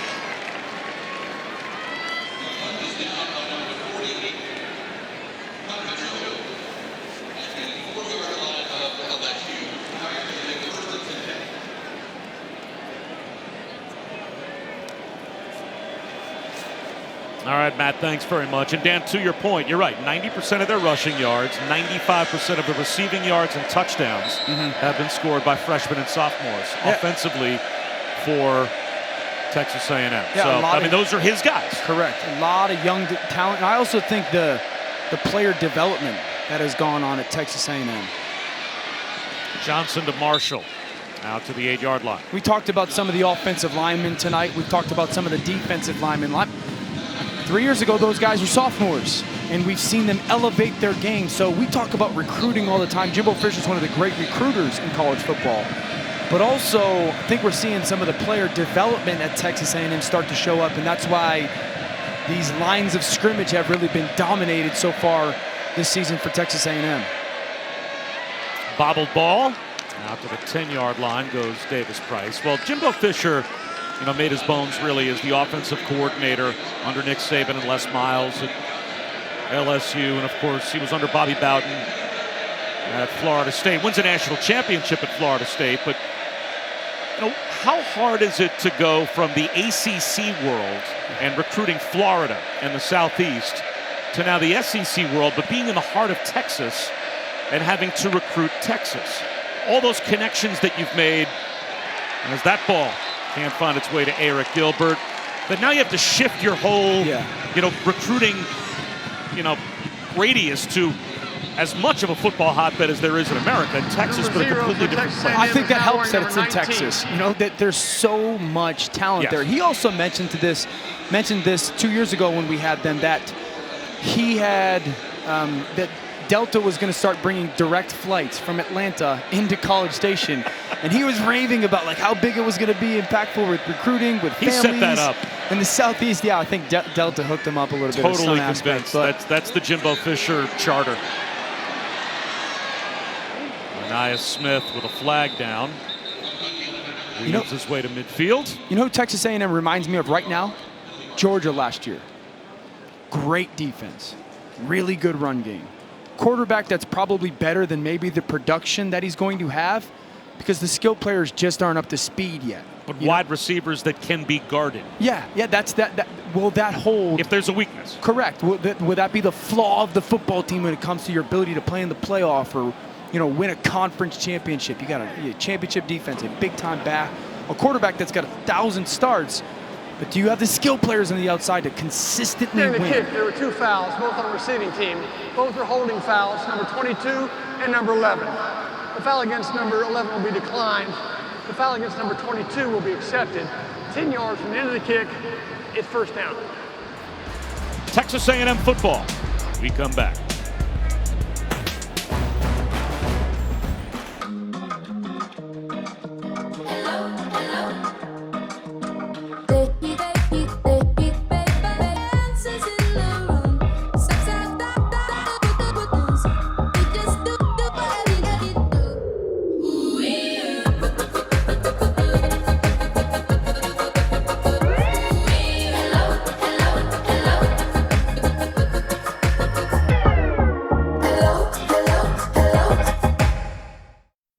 Taco Bell's Nachos Party Pack. Delicious nachos topped with all your favorites. Only at Taco Bell. And tomorrow we'll have college basketball matchups with 3 of the top 20 in action. At 1 Eastern, Richmond is in Lexington at Rupp to take on number 10 Kentucky. And then at 5:30 Eastern, here's a good one on ESPN2. 17th ranked Houston squares off with 14th ranked Texas Tech in a Lone Star State showdown. Like everything else, both games available live on the ESPN app. There is a big-time Big 12 season on tap this year in college basketball. Really highly ranked teams. Spiller weaves his way into the secondary and picks up 8. On the SEC West, it certainly looks like a non-stop freight train collision course for Alabama with Florida in the championship game in the SEC, but A&M's only loss to Alabama. They've got a win over Florida, so that builds their resume, and that's why they're number 5. And I would say next week's big for A&M as well, because they play Auburn. That's the week after Alabama just whooped up on them today. So can you go do, in some capacity, to Auburn what Alabama did today, anticipating Alabama's going to go to the SEC title and play Florida? I think Florida's defense is not going to be good enough to slow down that dynamic and explosive Alabama offense, which would help Texas A&M. And we've been talking about this all night long. If there is a very likely path to the college football playoff, it is convincing wins for Texas A&M. And that Ole Miss game, we're assuming is going to be rescheduled because it could be extraordinarily important for A&M to play Ole Miss. Alabama, if they eliminate Florida, and let's say, just for the sake of argument, Clemson plays Notre Dame in the ACC championship game and not only beats them, but beats them convincingly. Right. I mean, you get Trevor Lawrence back, and they flip the script, and they win by 4 touchdowns. Would that be enough to knock Notre Dame out and give a path for A&M to make it that way as well? There's a variety of ways that A&M can get into the top 4 from the 5 spot. And that's why I think that's why the way you are winning these games is huge. Like, I made this point before. This is a championship caliber defensive performance. If you're the committee and you watch this defense, you go, that's a defense that needs to be in the college football playoff, right? But next week, the offense has to play better. It has to show better. In the following week against Tennessee, it will have to show better. And so if Clemson wipes the floor with Notre Dame and A&M's offense starts to be a little bit better over the next 3 weeks, yeah, then you're going, okay, maybe the Texas A&M Aggies are more worthy. They're the better opponent to get into the college football playoff than Notre Dame getting whooped with a Clemson team that has their starting quarterback in Trevor Lawrence. Let's go to Chris. The College Football Committee, when they released their rankings this past week, said that it was close because of how well Kyle Trask is playing for Florida. But at the end of the day, the head-to-head meant more. But it shows just how much the eye test is important to this group. And I've mentioned this before. I will be interested how much the committee is going to weigh the whole COVID impact. Yep. You know, again, I think that it is fair to say this team went 3 weeks out without playing a football game, and it has to have some impact. Spiller loses 3. Now, if Florida were to beat Alabama in the championship game, is there a chance that A&M would get left out? It would be really hard if you're Texas A&M to be sitting at home and watching the teams you beat playing in the college football playoff. If Florida beats Alabama, they're in. I think you're right. This year, Christmas might be extra uncomfy.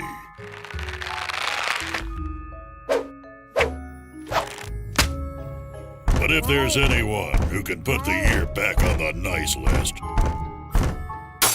it's Duluth. Salvage this season with Yuletide tested gear. Only at Duluth Trading. Plenty today to talk about from the SEC. Florida had a mediocre game by Florida standards, but they outlasted Kentucky 34-10. Alabama, very impressive in the Iron Bowl against Auburn. 5 touchdowns for Mac Jones. Sarah Fuller makes history as she was able to get into that Vanderbilt game and become the first female to play for a Power 5 college football team. As Constantinu kicks it away, and a fair catch made by Coy Moore. How about this A&M defense, though, in the blitz package? Look at the spacing. 2 off each edge. We're going to bring 1 up the middle, and we're going to split them. Look at the spacing of the defense. O'Neal comes untouched, finds his way. Okay, ball's got to come out. Again, a very similar look. You slide your offensive line. Here it comes. Weak side pressure. O'Neal untouched. Again, you can't slide against it. Now watch the right guard. He's got to step down. That backer's in that A-gap. Little cup of coffee by White. Forces the errant throw. The blitz package from Mike Elko. Here's it. I know what your answer is an offensive line. I'm going to continue to attack it. He's been on his A game. He's the MVP tonight. On the slant, it's Marshall. He has a first down with 5 minutes to go. You like Elko. He's a Jersey guy. He's a Jersey guy, which is enough of a reason to like Mike Elko. Yeah, you guys both hate people. Right. Which is like a calling card for people from New Jersey. Yeah, it's nice to have that common thread of disliking others. And we can connect there because, again, we're from New Jersey. He dislikes quarterbacks. I know that. He likes getting after quarterbacks. He's an impact defensive coordinator. Here's Johnson. Lobbing it down the sideline. Again, looking for Eric Gilbert. Incomplete. When Mike Elko arrived in College Station, this defense had not been top 50 in total defense since 2006. The 3 years that he has had control over this defense, they've been in the top 32. Yes. For 3 straight years. This year, they're 26th, improving tonight with a shutout so far of LSU. So, yeah, he's had the desired impact. There's no doubt.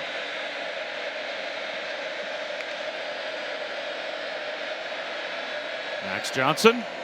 There's a nice throw. That's another first down to Terrace Marshall. Now, speaking of quarterback performances today, Kyle Trask had kind of a meh game for Kyle Trask, right? Sure. Still threw 3 touchdowns. Yeah, but it wasn't this eye-popping, dominant, jaw-dropping. Kyle Pitts certainly made an impact in his return. As Johnson dances in the pocket, looking for a check down, doesn't find one, floats one, a wide open Terrace Marshall again. And he's got a first down. But with Mac Jones' performance, 5 touchdowns today against Auburn, how much do you think he closed the gap in the Heisman conversation? Listen, he has absolutely closed the gap. I really think the Heisman Trophy race is a 2-man race. I think it's Kyle Trask and it's Mac Jones.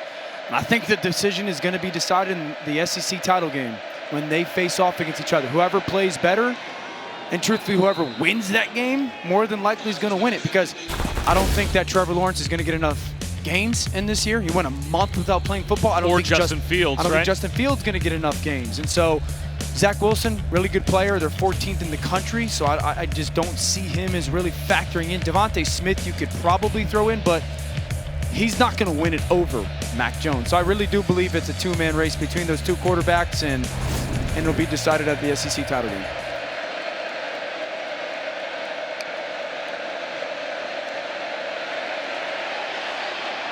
We've got 2 true freshman quarterbacks in TJ Finley and Max Johnson trying to play against this NFL-style defense tonight of Texas A&M. Jump to the NFL for a second. You're the Denver Broncos. All your quarterbacks are out. Now you've got to play against an actual NFL defense in an NFL game with maybe a practice squad wide receiver jumping in and trying to, I don't know, run wildcat, run the option. I mean, what kind of an offense can you run to get through that game? And you have 24, 36 hours to craft the game plan. Probably not much that is going to be effective. You know, as Mitch, quarterback run that you might be able to dial it up, but you're not going to create a whole new game plan. I'll say this about that situation. as a younger player, those backup quarterbacks to Drew Lock, your window of opportunity to start in the NFL is so small at quarterback. And you're not going to be able to do that because you weren't following the protocol. You weren't following the protocol set out forth by the NFL. That's on you. That's on you for not following, because now you never know if you'll ever get the chance to start again in the NFL. So for their younger backup quarterbacks, that's a wasted opportunity. However the opportunity might have came, it's wasted. Again, a delayed blitz forces Max Johnson to unload it probably a little quicker than he wanted to. And he floats it over the head of Ty Davis-Price. Yeah, this time they put that kind of spacing, 2 guys off each edge, and they bring the corner, Miles Jones. Now what Mike Elko gets to do in this situation is put stuff on tape. He gets to put all these different exotic, because at some point Auburn's got to watch the tape and Tennessee's got to watch the tape and be like, oh, they have this as well, guys, and they have this. And so it's going to change the future opponent's game plan, because they have it in their bag, they have it in their package, and we've got to protect against it.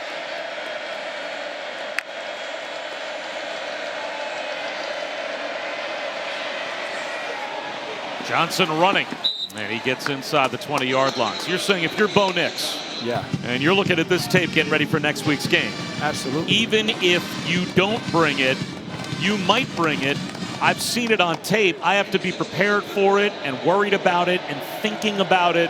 And having an answer for it. And having an answer for all of it. Okay, out of this look where you put 1 guy on the center's head and 2 guys outside each tackle, it's no longer they only do 2 pressures out of it.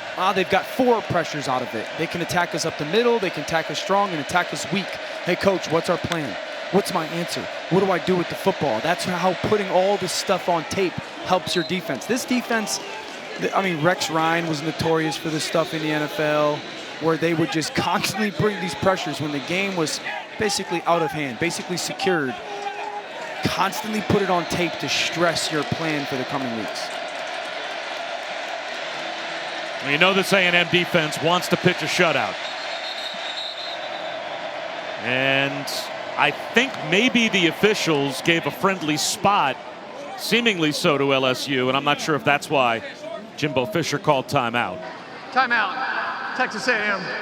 First timeout of the half. This will be a 30-second timeout. Tuesday at 7 Eastern on ESPN and the ESPN app. Where will Texas A&M fall this week? We will have the exclusive reveal of the college football playoff top 25 rankings. Reese and the guys will break it down.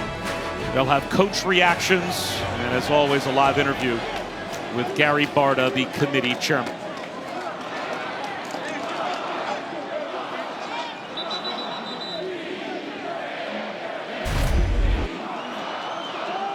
Get about to the 15-yard line, come back right there. I think the spot was accurate. Yeah. Looks like 4th down and about a yard.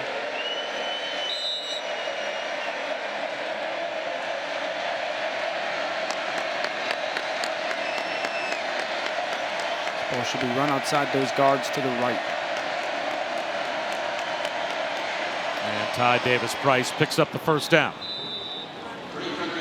So LSU playing with pride, trying to get on the board and avoid the goose egg. Yeah, good drive by Max Johnson right now. He's handled himself well. He's got the ball out of his hands. He hasn't taken a ton of sacks. These are really, really good reps for a young player.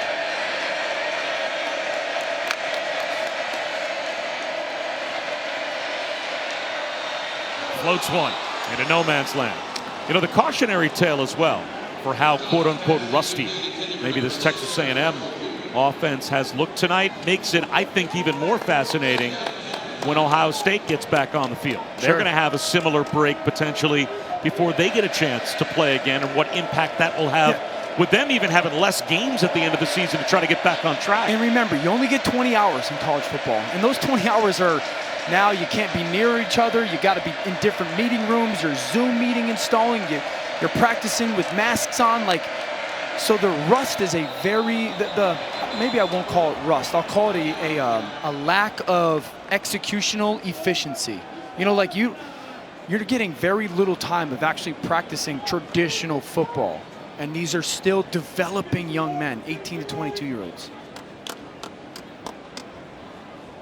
False start.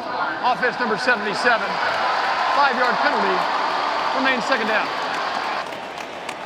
And I'll tell you, if you're Max Johnson right now, like, the only thing you want is to go get in the end zone right now. Like, this is your opportunity. You feel like maybe I can prove to coach that I should be the starter. And when I got into games when I was a younger player in the NFL, it was always like, I want to prove myself. I want to prove myself that I can be the guy to move our offense down the field and go score against a good defense. Remember, now the schedule has been changed, where next Saturday night, LSU's playing number 1.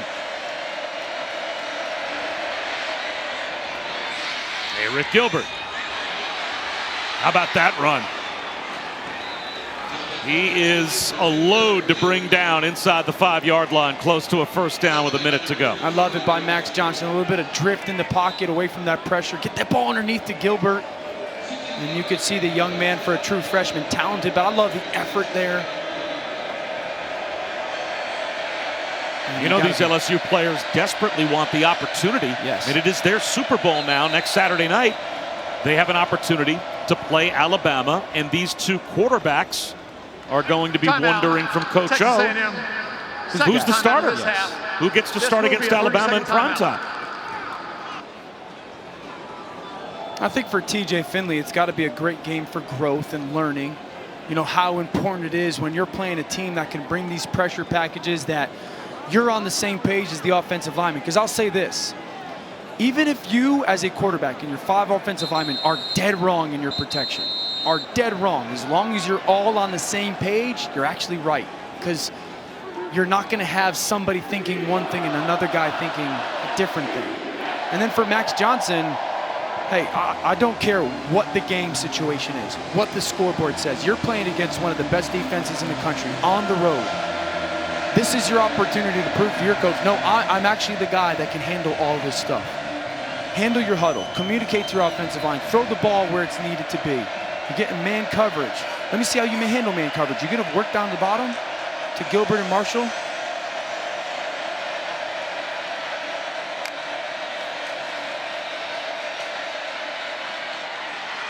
And there is a touchdown pass. Exactly the target, Dan, that you thought he'd be looking for in Terrace Marshall.